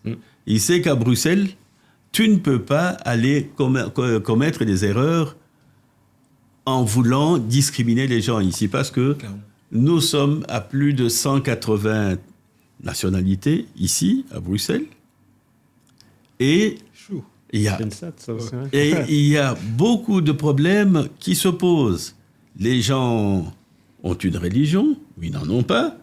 Les gens ont des tribus ou des familles. Ça, tu ne peux pas les leur retirer. Et dans notre parti, ils sont bien conscients de ça. Ça fait que quand le président parle, il est inspiré par tout ça. Lui-même, quand il descend, sa commune a fait un jumelage avec la commune de Massina à Kinshasa, quand je l'ai rencontré, parce que quand j'ai appris le mot à Kinshasa, je lui ai dit, mais toi, tu es en Chine populaire. Pourquoi ? Parce que Massina, c'est l'une des communes les plus peuplées. Donc, il est en Chine populaire. Oui, il fait des choses avec eux. Il est descendu jusque-là. Et je pense que quand on a déjà un président qui a quitté la veste de ceux qui savent tout sur l'Afrique, lui, il n'est plus dans ça. Il n'est pas dans ça. Eh bien, vous avez un président qui est capable de négocier, qui est capable de dire on y va ou on s'arrête. Okay. Vous avez vu le problème qui était posé, le décret paysage. Vous avez vu comment les partis se sont entrecognés de la majorité. Dans la majorité, il y a qui ? Dans cette histoire d'enseignement, vous avez le MR, le PS et Écolo. Vous signez un accord 3 ans avant. On revient à ce que tu disais. Quand la chose commence à chauffer, les sanctions sont déjà là. Le glaive va prendre les étudiants. Les étudiants s'enflamment. Ils font une motion. Et vous vous dites, tiens, vous vous rappelez que les élections sont là. Ouais. Quand vous avez signé il y a 3 ans, vous n'aviez pas pensé aux élections. On revient vite, on change. Ouais. Et l'autre se dit, mais oui, mais c'est moi qui étais ministre, maire, vous aviez tous accepté, et maintenant vous dites non. Moi j'avais les ministres-présidents, et maintenant vous dites non. Voilà la bagarre qui est terrible, au point qu'il termine la législature, j'oserais dire, sans presque plus parler. Mais nous... C'est le genre de choses qui fait que les gens s'éloignent de la politique. Hein. Mais nous, dès le début, les engagés leur disent non, n'entrez pas cette histoire. Voilà des points rouges. Sinon, ça va faire... Les engagés ne signent pas. Et maintenant, quand le problème sort, les uns comme les autres veulent en faire un allié. Il dit non, mais sinon, ramenez le texte, on modifie le texte. Mais personne ne peut accepter parce que les élections sont déjà là. Bien sûr. Il y a ceux qui ont refusé donnent l'impression de prendre des étudiants, mais ils oublient aussi que ils veulent pas signer au départ le papier de PTB parce que le PTB, qu'est-ce qu'il a fait? Il a introduit la motion des étudiants. Alors, donc les complexités politiques commencent. Finalement, pour en arriver à quoi? Pour la première fois, le PTB va voter avec eux. Parce que le PTB était parti déjà avec la motion des étudiants. Ouais. Mais eux, ils n'ont pas pris la motion du PTB pour ne pas prendre celle des étudiants. Ils ont créé un autre truc. Pour s'allier. Oui. Alors, vous voyez des trucs pareils, ça c'est la politique. Qu'on ne veut pas. Qu'on ne veut pas. Qu'on ne veut pas. Oui, voilà. On ne veut pas. Ouais, c'est ça. C'est surtout ça. Non, mais c'est tout faire pour des motifs électoraux, pour plaire et pas penser. Mais c'est vrai que tu l'as dit, et peut-être on n'est pas là pour faire absolument la promotion de nos partis, mais je pense que c'est important de le dire, et après on pourra parler sur d'autres topics, mais c'est vrai que c'est un peu ça notre particularité, les engagés. Tu vois, parce que souvent on dit ouais, mais pourquoi les engagés, c'est quoi les engagés? Ouais, c'est vrai que en fait parfois on peut avoir l'impression que c'est parce qu'on veut pas choisir, mais pourtant ouais, c'est un choix assumé de dire on va d'abord regarder voilà ce qui fait bon sens et puis réfléchir par rapport à ça et pas vouloir absolument défendre un camp ou un autre. Et j'étais content que tu l'aies dit toi-même parce que tu as dit ouais, la nuance. Tu vois, le bon sens. Et à chaque fois que tu disais ça, je disais, c'est important. Bah oui, donc les engagés, c'est vraiment notre ADN. C'est tout nuancé, en fait. On prend et puis on regarde ce qu'il faut au bon sens, l'intérêt général et tout. Et puis surtout pas, comme vient bien d'expliquer Tonton, à l'approche des élections pour plaire et puis on fait des choses. Tu vois, non, ça va pas, quoi. Ça, c'est bien. Enfin, c'est bien. C'est vrai que c'est important de le dire et encore une fois, de le répéter, marteler. Et la politique, ouais, c'est pas simple. Mais il y a un autre truc. Juste avant, tu disais, oui, toucher d'autres topics. Ça fait quand même un petit temps qu'on parle là maintenant. Mais je veux être sûr aussi qu'on aborde tous les topics qui sont importants pour toi, maintenant quand tu te présentes. Et est-ce que si je te dis, ouais, il y a un sujet, tout à l'heure on parlait de 3 sujets, mais s'il y a un sujet qui pour toi est vraiment non négociable, c'est vraiment le sujet qu'il faudrait aborder. Préparer tes questions, toi. De quoi? T'as quand même préparé tes questions. Non, je suis inspiré par le moment. C'est une très bonne question, parce que j'avais posé la même question. C'est depuis tout à l'heure quand je disais j'ai une question, c'est celle-là. Donc on a une chose. Il y a beaucoup de choses qu'on pourrait dire, mais honnêtement, alors je vais dire ce que j'ai dit samedi lors du lancement de ma campagne, comme ça on a la référence, parce qu'on a beaucoup parlé de samedi, mais qu'est-ce qui s'est passé samedi? C'était le lancement de ma campagne, donc moi j'ai dit que je veux me battre pour un Bruxelles plus solidaire. C'est vrai que ça fait slogan, ouais, mais ça veut dire quoi Bruxelles plus solidaire? Et moi ce que je veux vraiment défendre, c'est qu'on s'assure de ne laisser personne sur le bord du chemin. De nouveau, ouais, mais ça veut dire quoi exactement? En fait, moi, de par mon parcours, Et je pense que c'est aussi pour ça, aussi parfois, et souvent on s'engage aussi, qu'on veut défendre, on a une sensibilité ou une autre, c'est que j'ai vu l'importance à un moment donné de sa vie de pouvoir bénéficier d'une certaine solidarité. Moi, j'ai bénéficié de l'aide sociale, j'ai pas de honte à le dire. Donc pendant mes années d'études, moi j'ai fait ingénieur, donc à l'époque c'était ingénieur industriel, c'était 4 ans. Maintenant, c'est 5 ans. À l'époque, pendant les 4 ans d'études, j'ai bénéficié de l'aide du CPAS, en fait, pour faire mes études. Mais sans cette aide, et une aide, entre guillemets, un accompagnement aussi, j'aurais certainement pas pu, parce qu'à l'époque, si j'étais au CPAS, parce que les parents pouvaient pas me permettre ces études d'ingénieur-là, avoir le diplôme que j'ai et la vie que j'ai aujourd'hui. Donc, j'ai vu l'importance de ça. Et aujourd'hui, maintenant, je me retrouve de l'autre côté. Et c'est le même CPAS, hein, c'est le CPAS de la ville de Bruxelles. Maintenant, je vois, ouais, c'est fou. Hein. Et donc, je me retrouve de l'autre côté. Maintenant, on prend les décisions par rapport à ça. Et j'ai expérimenté, comment je peux dire ça, ce qui fonctionnait moins bien. Et aujourd'hui, je vois à quel point on doit faire des choix sur des choses qu'on pourrait mieux faire, on pourrait faire plus. Mais par manque de moyens, par manque de désinvestissement, justement, au niveau régional, il faut savoir que, en fait, tout le financement qui existait au niveau régional, je peux me tromper, hein, mais je pense que c'était 12 millions, en fait, qui avaient été rajoutés par rapport à l'aide Covid au niveau régional, qui a été tout d'un coup supprimé. Ça a entraîné presque 200 personnes qui ont dû être licenciées, d'ailleurs, par les CPAS et d'autres structures qui dépendent, au niveau social. Ouais. Donc, moi, je vois l'importance de ça. Et je vois à quel point il y a un manque de financement, un manque vraiment de réel intérêt par rapport à ces structures-là.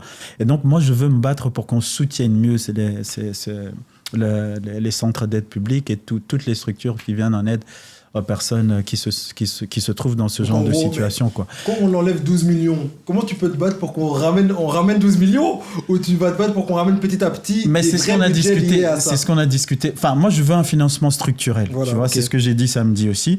C'est-à-dire qu'aujourd'hui, pour avoir ces moyens-là, on est obligé de postuler à des appels à projets publics. Okay. Ah oui, on a obtenu. Et puis, la dernière fois, c'était une aide ponctuelle Covid et qui a été retirée à un certain moment donné.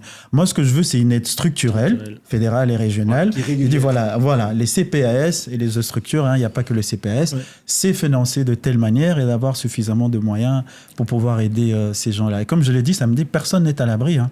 Aujourd'hui, quand je vais au CPS, les dossiers qu'on doit traiter, c'est parfois des gens qui travaillent. C'est clair. Tout d'un coup, tu as la facture d'énergie qui explose et tu ne sais plus arriver à la fin du mois correctement. Donc, c'est des besoins qui les personnes sont là. Au moment de l'augmentation de l'énergie. Ils sont passés au CPSO avec leur facture. Beaucoup de gens, avocats, la classe moyenne qui arrive à cause de tout ce qui s'est passé, les différentes crises qui se sont enchaînées.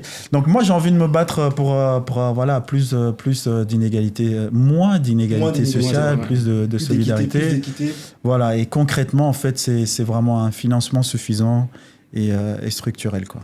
Mais tu as parlé, tu as dit ici que nul n'est à l'abri de la paupérisation. Et c'est vrai, c'est très vrai. Mm-hmm. Parmi les gens qui sont sans abri, qui dorment dans les rues et autres, quoique je n'en ai jamais vu autant quand je suis arrivé dans ce pays, et que le nombre ne fait qu'augmenter, même à tous les carrefours, à tous les feux, quand il devient rouge, il y a toujours quelqu'un qui tend la main. Mais parmi ces gens-là qui dorment dehors, un jour, ils ont ramassé quelqu'un devant le parvis Sainte-Catherine. Vous voyez où c'est? Il était mort de froid. Et puis, on fait une enquête pour trouver qui c'est. Ce monsieur avait construit dans sa vie plus de 50 villas. Sa femme et ses enfants, ses 2 enfants, étaient restés dans sa villa à Waterloo. Je crois que c'est du côté de Waterloo. Et lui, qu'est-ce qui lui est arrivé? Tout simplement, un divorce. Il tient encore sa boutique pendant un temps. Il n'en peut plus. Et puis, à un moment, il est excédé par les visites fiscales. Et comme ça peut arriver, il jette l'éponge. Il se dit qu'ils viennent me chercher dans la rue. C'est à peu près ça pour moi, son message. Et dans la rue, cet homme qui était au sommet se balade avec des gens qui peut-être n'ont jamais connu le sommet, clairement, mais qui deviennent ceux qui peuvent avec qui peuvent s'accompagner la nuit.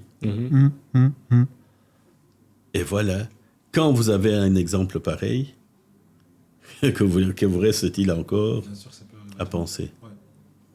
Et là, on retombe sur ce que tu as dit. Non, c'est vrai. J'avais donné des chiffres samedi. Je ne sais pas si vous vous rappelez, là. Ah, les quiz. Quiz. J'ai pas de chiffres. Combien de personnes à Bruxelles, d'après vous, vivent sous le seuil de pauvreté? Ah, c'est vrai que tu l'avais dit. Ouais. C'était au début du moment où tu as pris la parole. Mais je ne me rappelle pas. Une idée, un pourcentage?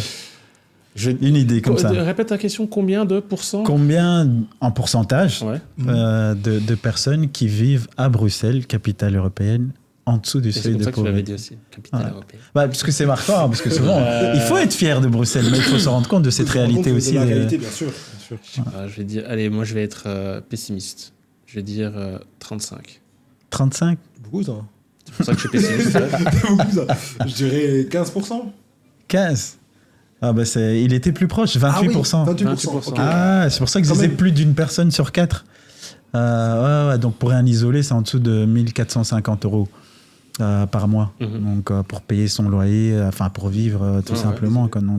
Et à ça est venu se rajouter toutes les crises du logement, parce que voilà, on a des réfugiés qui sont là sans solution, l'augmentation du coût de la vie, tout ça. Donc j'ai donné aussi un chiffre avec 50 000 ménages qui sont en attente d'un logement social.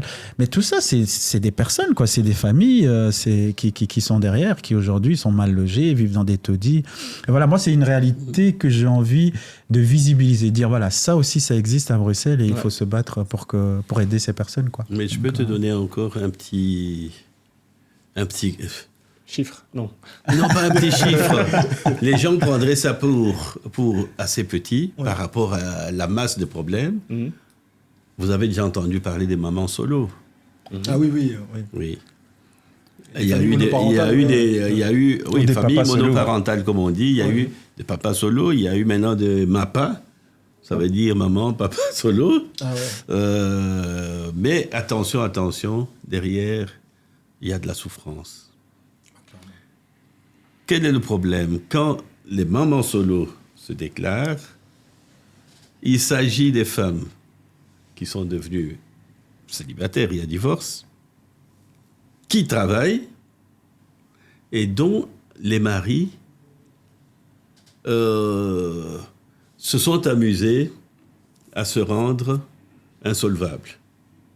OK? Eh bien, quand il est insolvable, la femme qui fait un effort et qui travaille et qui a des enfants, c'est sur son salaire qu'on va retirer...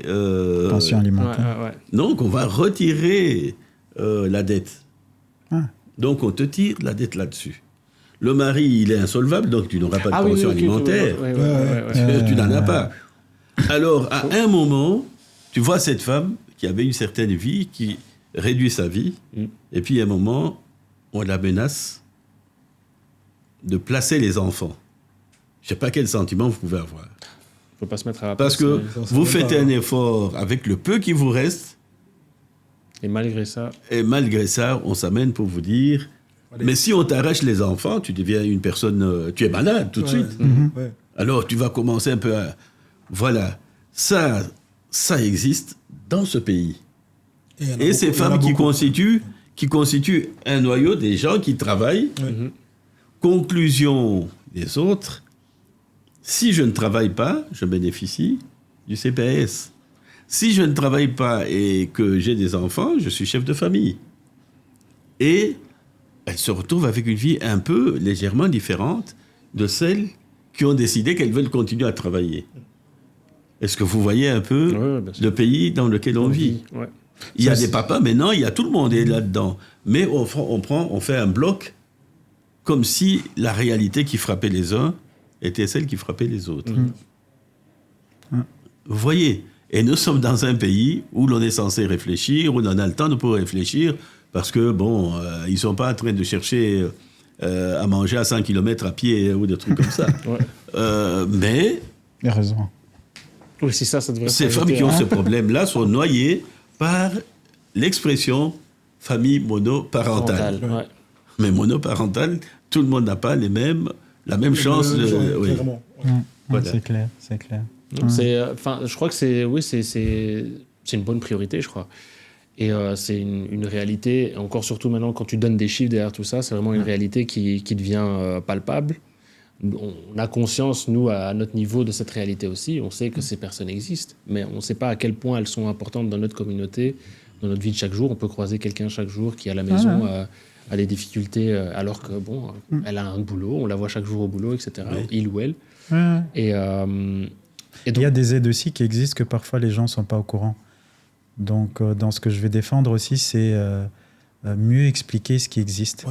Par exemple, à un moment donné, donc, quand je suis arrivé, ce qui m'a frappé, donc, c'est toutes les aides supplémentaires qui avaient été mises en place au niveau de l'énergie, par exemple, les aides énergie. C'est-à-dire que vous n'êtes pas forcément bénéficiaire du CPS, revenu d'intégration sociale, mais à un moment donné, à cause de la facture énergie, ça vous pose des problèmes. Pour boucler les fins de mois, vous pouviez aller toquer au port des CPS et dire voilà, j'ai besoin d'aide. Mais surtout, donc il fallait avoir le statut BIM, mais voilà, c'était possible. Et ça, moi j'ai été sur les marchés notamment pour partager l'information. BIM, donc, c'est l'ancien Vipo, pour ceux qui savent. Merci. Je vois que tu as les références. Voilà, exactement. Mais ces personnes, parce qu'ils ne sont pas forcément... ils bénéficient pas forcément du revenu d'intégration sociale, ne s'imaginaient pas qu'ils avaient droit aux aides énergie. Et donc voilà, comme quoi aussi, on va pas sur les marchés uniquement en période électorale. On s'est déplacé. Enfin, en tout cas, les travailleurs. J'ai aussi été moi-même, mais tout ça pour dire que on s'est rendu compte que c'était pas suffisamment connu. Donc les gens, oui, ok. Donc et là, les gens pouvaient en bénéficier. Donc je veux aussi entre guillemets me battre pour aussi mieux faire connaître tout ce qui existe pour aider les gens, quoi. Donc, justement, moi je travaille dans le digital, mais pour une mutuelle. Et en fait, justement, tout ça, je connais. J'ai travaillé en agence. J'ai commencé par le service client. Je travaillais en agence. Et puis, je suis passé dans le service digital transformation de cette mutuelle. Et justement, un des chevals de bataille, c'est justement avoir plus d'infos via le digital sur ces aides-là. Donc, c'est pour ça que je connais en fait tout ça. Donc, mais on a été sur les marchés. Je ne sais pas si le digital a bien fonctionné. En tout cas, sur les marchés, apparemment. Personne n'était pas au courant. Il va falloir renforcer ça. Voilà. Peut-être pas sur le marché. Mais c'est clair. Mais après, voilà, les gens qui sont intéressés, on laissera peut-être les références sur lesengagés.be. Là, il y a vraiment tout le détail sur notre programme et nos propositions par rapport à de manière générale, mais aussi par rapport à Bruxelles. Mais aussi quand vous êtes sur les marchés, parfois les questions sont tout à fait n'attendent qu'une réponse binaire. C'est oui ou c'est non. Non, parfois c'est trash aussi. Parfois c'est pas une discussion. C'est vous êtes tous les mêmes, tous des voleurs. Donc là on prend la peine un peu d'expliquer.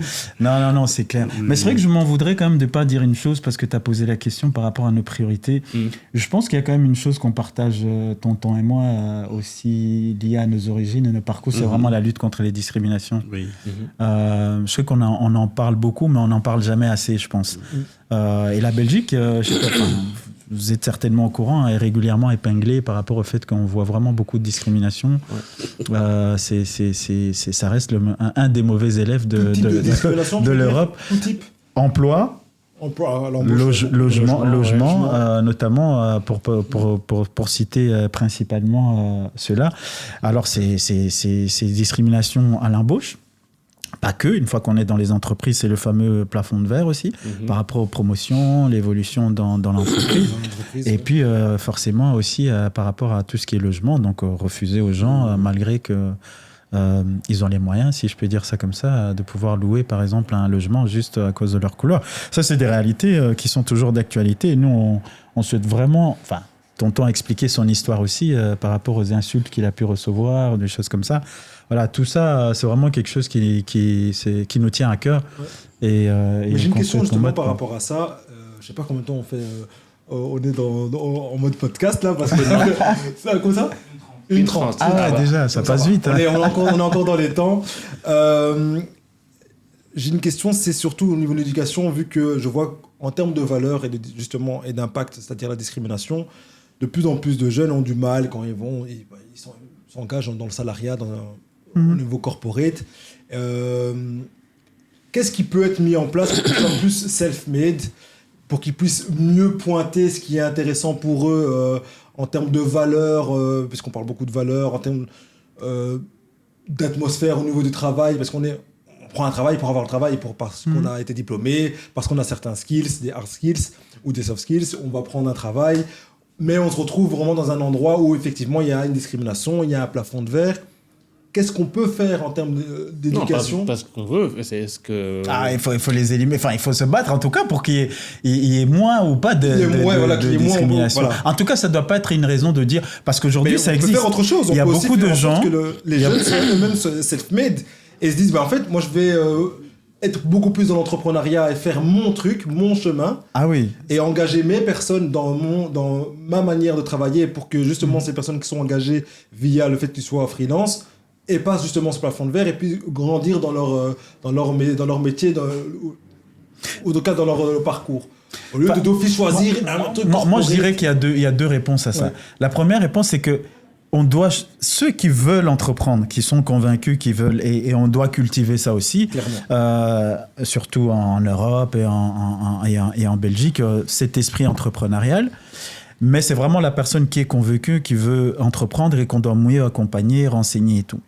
Mais par contre, il ne faut pas, bien qu'aujourd'hui ça existe déjà, entreprendre par défaut parce qu'on a été discriminé sur le marché de l'emploi et donc on trouve une solution parce que malheureusement c'est ce qui arrive. Après on a des success stories, des personnes qui entreprennent du coup et réussissent, mais qui à la base ont entrepris parce qu'ils se sont parce qu'ils ont vécu des rejets par rapport au marché de l'emploi. Ça il faut le combattre. Voilà. Comment tu combats ça? Parce que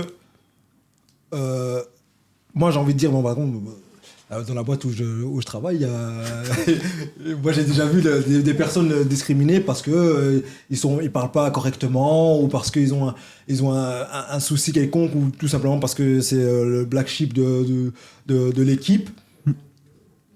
Mais tu sais pas combattre ça. Mais si, toi, socialement, tu sais pas le combattre. Il faut pas tomber dans le fatalisme. En tout cas, nous les engagés, on dit on a des solutions qu'on essaye de. Moi, j'ai envie de dire, si tu sors de la sonnette d'alarme, on va te dire.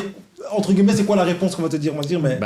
Attends, voir peut-être que eux, il y a des solutions qui existent, on va dire, pour déceler les entreprises qui discriminent et pouvoir les sanctionner. Je sais pas moi, par exemple, c'est des CV anonymes ou des choses comme ça, où là, on peut voir que CV vraiment compétence égale, parcours égal et tout, on choisit la personne d'une telle couleur par rapport à une autre personne ou des choses. Ça existe aussi pour le logement, d'ailleurs. On fait des tests comme ça et on voit vraiment qu'il y a une discrimination. On vous dit le logement n'est plus disponible. Vous appelez le lendemain, avec exactement les mêmes caractéristiques, il y a juste le nom qui a changé ou la couleur de la personne. Ah, vous pouvez venir visiter. Que ce soit dans le logement ou au milieu de l'emploi, il faut pouvoir le déceler et sanctionner. Par contre aussi, on peut encourager les politiques de diversité et d'inclusion dans les entreprises. Par exemple, à la région bruxelloise, je ne sais pas si vous savez, il y a le label diversité qui existe. Oui. Voilà. C'est pour ça aussi que il faut s'y intéresser et pouvoir en parler et puis aussi faire un diagnostic. Est-ce qu'aujourd'hui, le label et toutes les initiatives qui existent aujourd'hui, on voit que réellement, ça permet de promouvoir l'ouverture, la diversité, l'inclusion dans les entreprises.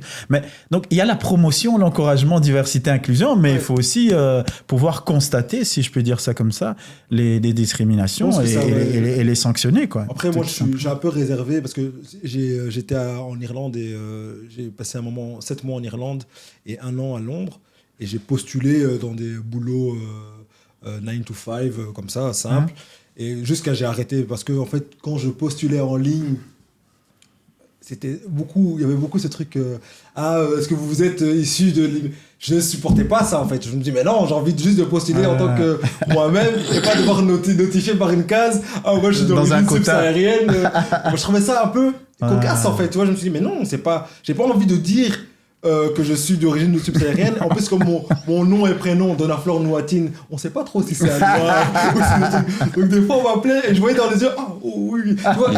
Je préfère ça et la confrontation je préférais la confrontation mais le CV anonyme, par exemple, t'en penses quoi, le CV anonyme? Pour te donner au moins, parce que les processus de recrutement, il y a 2-3 étapes généralement. Mais il y a au moins la première porte, ça veut dire être reçu en interview. Maintenant, ils font les calls, comme ça au moins, ils bloquent le côté visu. Donc, ils t'appellent d'abord pour dire bon, vous avez été choisi pour la première étape. Non, mais c'est déjà une première solution, je pense, qui peut être avancée par rapport à ça. Sanction, en tout cas, c'est vrai qu'effectivement, tu as un report, donc si quelqu'un te dit, voilà, je pense avoir été... mais c'est suggestif aussi, tu vois. C'est pas quelque chose de... C'est la personne qui a ce ressenti-là. Est-ce que la réponse c'est non, sur son CV il y avait ça, quand j'ai parlé avec la personne c'était pas ok, tu vois. Ça c'est aux personnes chez qui ça arrive de juger si oui, mais c'est exagère un peu. Non, mais ça existait, il y a eu des sanctions notamment dans les intérims. Ça veut dire que aujourd'hui, je t'envoie le CV qui a vraiment les caractéristiques identiques. Ouais. Toi en tant que boîte d'intérim, tu me dis il y a plus de poste qui correspond. OK. Je te rappelle 10 minutes après ou l'après-midi, exactement le même CV. Ouais. Alors mais là, on a changé de nom ou de couleur de peau de la personne. Et dit ah oui, venez en interview, on va vous placer. Ça, c'est une discrimination. C'est constaté. Il faut pouvoir, pouvoir sanctionner, quoi. Donc, il faut avoir ces outils, si je veux dire là, un mécanisme qui permettent de déceler des entreprises ou des boîtes qui. Donc, c'est un peu le client mystère qu'on a dans le monde de la vente. C'est créer le même processus pour les jobs l'engagement. Moi, je pense que ça peut être une première... Okay, sur la partie déceler et pouvoir, entre guillemets, condamner ce genre de comportement. Après, je pense que c'est des cultures d'entreprise qu'il faut changer. Voilà. Par exemple, le label diversité, ça consiste à octroyer un certain nombre de moyens à ces entreprises pour qu'ils développent des actions, justement, des formations, des recruteurs, les formations de la ligne hiérarchique, ce genre de choses. Voilà, c'est aussi des choses qui sont bien pour changer de culture, parce qu'on a tous des biais. Le fameux bias. Donc, parfois, c'est aussi ce genre de biais. Donc, c'est des formations qu'on peut offrir, par exemple, aux équipes de recrutement RH sur ce genre de biais. Mais, voilà, mais je pense que Tonton voulait peut-être ajouter quelque chose. Ce que je voulais ajouter, parce que ce qui t'a été demandé, c'était... Il reprécise. On va recentrer. Je crois qu'ils ont poussé un peu loin la question en disant non négociable. Là, tu as donné la réponse qu'il faut entre jeunes. C'est bien.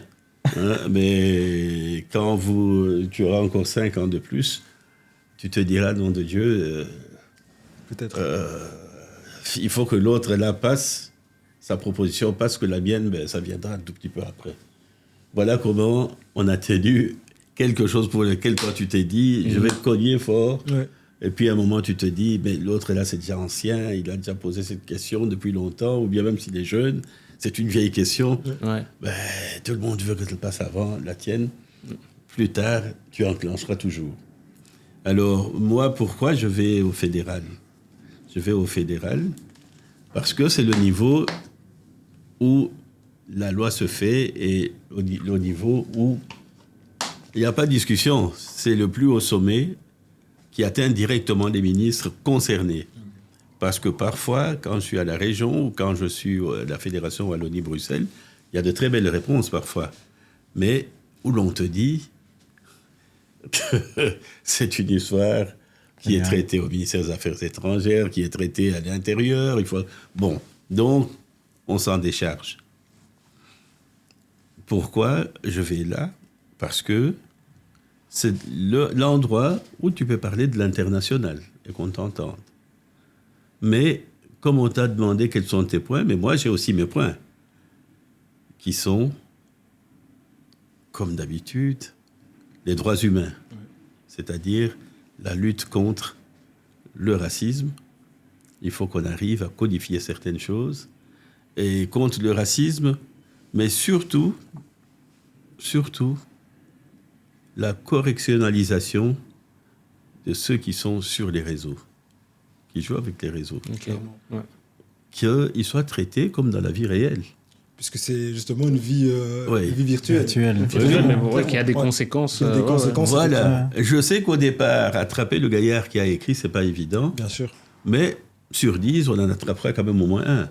Qui donnera l'exemple pour les autres. Oui. Ça, c'est sûr. Parce que le cyberharcèlement, le cas du gaillard qui est venu de Lubumbashi, qui n'avait jamais rêvé qu'il allait rentrer en Belgique parce qu'il était très bien.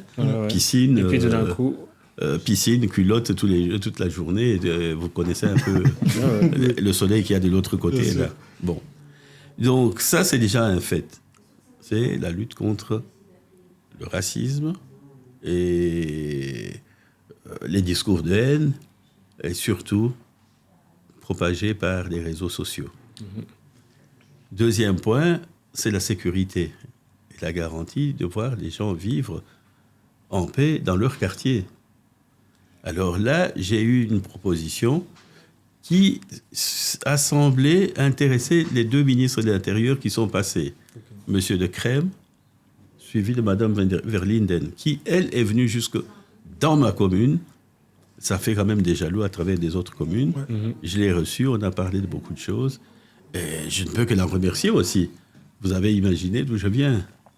Et je suis le seul à la recevoir dans ma commune.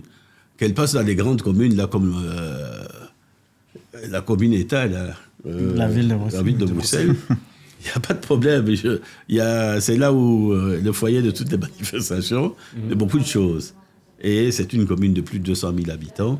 Bon, ça pose pas un problème. Ça pose pas un problème. Mais il est venu dans la petite commune de Gansorne parce que c'est de la politique, hein. J'étais CDH, maintenant on est les engagés, elle est CDNV. Vous avez compris comment la politique fonctionne? Le choix était simple, c'était cette commune-là qu'elle a visitée. On a parlé de tout et de rien. Donc là, moi, je suis parti de l'idée, et j'en ai déjà parlé au Parlement depuis au moins 3, 4, 5 ans, et ça se trouve dans les rapports du Parlement. Je veux en arriver à ce que dans les quartiers, on tienne compte des grands frères et des grandes sœurs. Ah oui, on a parlé, c'était samedi aussi. Samedi aussi, on peut trouver ces consigné dans les rapports. Quel que soit celui qui dira qu'il a parlé de ça le premier, non, il n'y a pas de premier qui en ait parlé. Moi, c'est écrit. Mais je suis dans l'opposition. On n'a pas le temps de... Donc, du coup, ça... Oui. Alors, ça, c'est quelque chose d'important. Pourquoi? Parce que ces jeunes-là, c'est eux qui savent tout ce qui se passe. Et s'ils sont bien traités, c'est-à-dire avec un boulot de 2 ans, 3 ans, parce que des boulots de 2 mois, 6 mois, on ne fait rien. Puis vous mettez la personne en danger. C'est-à-dire, elle se dit, mais après ça, je fais quoi? Mais si elle a 2 ans, 3 ans, elle sait que si elle est dans les études, elle continue ses études. Si elle a franchi telle barrière, si il fait des affaires, ces petites affaires il devient un homme d'affaires qui traverse les frontières, ben, ça peut arriver sur 3 ans. Mais entre-temps, il a fait un boulot précis. Et ce boulot permet aux communautés qui vivent dans le quartier concerné de se retrouver un peu en paix. Et ensuite, les autorités, du moins locales, qui gèrent la situation, de trouver un lien entre ces autorités et les communautés plus facilement que ça ne l'est parfois. Alors, bon, tout le monde qui m'entend parler, souvent, on se dit, mais le sport, il n'a pas cité. Donc, je suis presque... Oui. Ça, c'est mon dada. Il y a le sport. La facilité aux inscriptions des enfants dans des clubs. Des enfants, des personnes en difficulté précarisée. Leur donner cette possibilité et de leur dire, les y amener s'il le faut.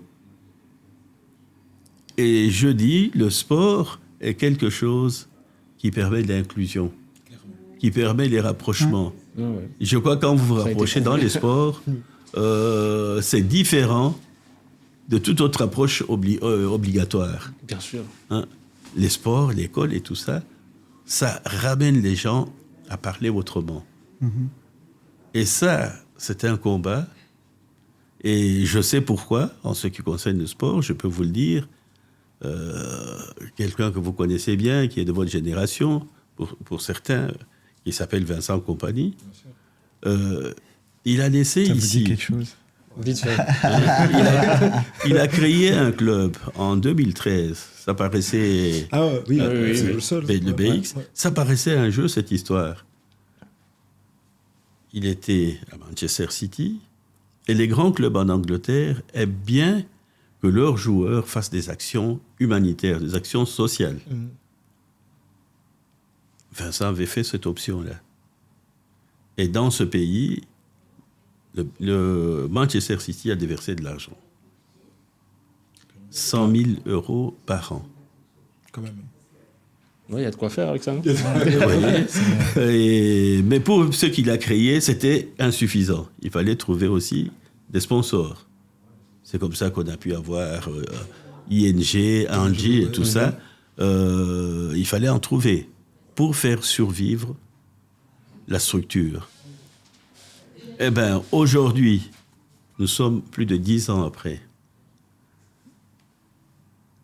Le complexe de Vincent contient à Forêt 500 enfants, à Anderlecht à la Roue 500, ici à Déder 500. Ok, quand même. Ça vous fait l'ancien, comment ça s'appelait, Black Star. Ah oui, et l'autre côté Forêt. Oui. On a gardé ces noms-là pour éviter que les gens aillent tout de suite, il veut remplacer, il veut tout prendre, tout ça.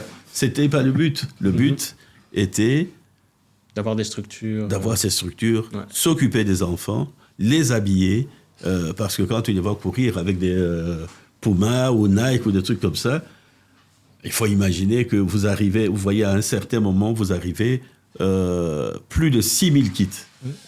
Parce que Nike a dit, votre projet me plaît, donnez ça aux enfants. Alors, voilà, ça, ce sont des réalités. Et ça veut dire quoi? Ça veut dire que chaque week-end, ils déplacent 1500 enfants, chaque enfant avec au moins 2 parents, surtout quand il s'agit de nous autres qui venons de très loin, là. C'est le lieu de défoulement des parents. Ils n'ont pas de gêne par rapport aux enfants. Bon, soit. Donc, ils déplacent plus de 5000 personnes. Sur le week-end. Et vous savez, quand vous verrez un enfant taclé par un autre, tu vois les parents qui courent, mais il ne sait pas que derrière lui, les autres le suivent aussi. Non, bien sûr. Il n'a pas bien regardé derrière. Tout le fan club. Bon. Donc, toutes ces choses-là, c'est une vie en société, créée par un gamin de Bruxelles. Pourquoi pas voir ces choses s'amplifier avec d'autres qu'on empêche parfois de faire le peu qu'ils veulent faire. Clairement. Voilà. Clairement. Et Vincent, ça ne s'arrête pas. Au Congo, c'est un groupe d'enfants orphelins, 150 lits avec SOS Village. Il a pu y entraîner Kim Clijsters. Kim Gewart, son mari est congolais. Oui, elle est allée visiter le Congo avec ses enfants pour lui voir certaines réalités. Donc, ça, c'est tous des jeunes de Bruxelles. À Manchester, il organise un grand gala avec le maire de Manchester, c'est 2 millions d'habitants. Eh bien, son problème, c'était quoi? Il a dit au maire, moi, mon défi, c'est qu'on ne voit pas les gens dormir dans les rues, qui diminuent en nombre. Ils font un concert, les gaillards là, d'Oasis, qui est... le petit groupe. Qui est fou de Manchester. De City, C'est vrai. Oui. Il est là, il vend sa guitare. On donne plus de 60 000 pounds. On termine la soirée, il y a plus de 260 000 pounds. Wow. Et le projet peut commencer. Le maire va continuer avec. Les premiers qui ont été logés dans ces petits appartements, ces petites chambres qui étaient refaites avec douche et tout ça, des jeunes de 25 ans. Il dit maintenant, je peux me laver, dormir et aller chercher un emploi. Donc, tout ça, c'est fait de la volonté de nos jeunes de Bruxelles. Ouais. Est-ce que vous ne pensez pas qu'ici à Bruxelles, ils sont pas nombreux à avoir des idées? Bien sûr, bien Et sûr. qu'on empêche de développer les idées. On a beaucoup d'idées, par exemple. Mais vous avez déjà, vous faites ici déjà un miracle ici. Qui sait En tout cas, pourvu que ça dans continue. cette maison, il y a quelque chose comme ça? Les gens ne savent pas. Peut-être qu'ils pensent que vous faites ça chez vous, dans votre propre maison. On a commencé dans notre propre salon. Voilà. Donc, l'imagination, vous en avez, les jeunes, et il faut qu'on pense que Bruxelles, pour moi, ça c'est pour moi, la capitale de l'Europe, va répondre à ces défis avec tous ces gamins que vous voyez là, qu'on dit ils sont ceci, ils sont cela. Non, c'est eux qui vont... Dans ces gamins là, il y a quelque chose. Bien sûr. Il faut tirer ça. Il faut les driver, il faut tirer ça exactement. C'est vrai que l'égalité des chances dans le sport aussi, c'est important. C'est vrai que tu as beaucoup de parents qui doivent choisir qui je mets au sport, qui j'inscris pas, parce que quand tu vois les frais d'inscription par rapport peut-être au nombre d'enfants ou quoi, c'est compliqué. C'est vrai que tout ce qui est chèque sport, par exemple, qu'on puisse continuer à le soutenir. Mais en tout cas, vraiment que les parents ne doivent pas choisir. Voilà, s'il doit y aller, il doit y aller. Quoi. Donc, c'est l'égalité des chances. Tu sais que quand Vincent a commencé, il avait mis 100 €. Et puis, en fin d'année, si l'enfant suivi a été à l'école, donc il a coûté ses parents, il a travaillé, on prend les 100 €, on les remet dans un compte d'épargne pour le gamin. Comme ça, tout le temps. Mais ça fait un problème. Hein. Les autres sont allés protester que c'est une concurrence déloyale. Il fallait faire monter un tout petit peu le truc. Et là, bon, le projet initial n'a pas été conservé, mais on a gardé les caractéristiques, comme ces enfants qu'on a amenés à Barcelone, ceux qu'on a amenés à Paris Saint-Germain, ou bien dans un concert ici... toute la famille, ou bien le grand match de basket qui s'était joué au Globe, là. Oui. On avait au moins 200 gamins pour qu'ils varient un peu les plaisirs. Leurs horizons. Donc, c'est à vous qu'on laisse tout ça, et surtout ceux qui font les podcasts, là.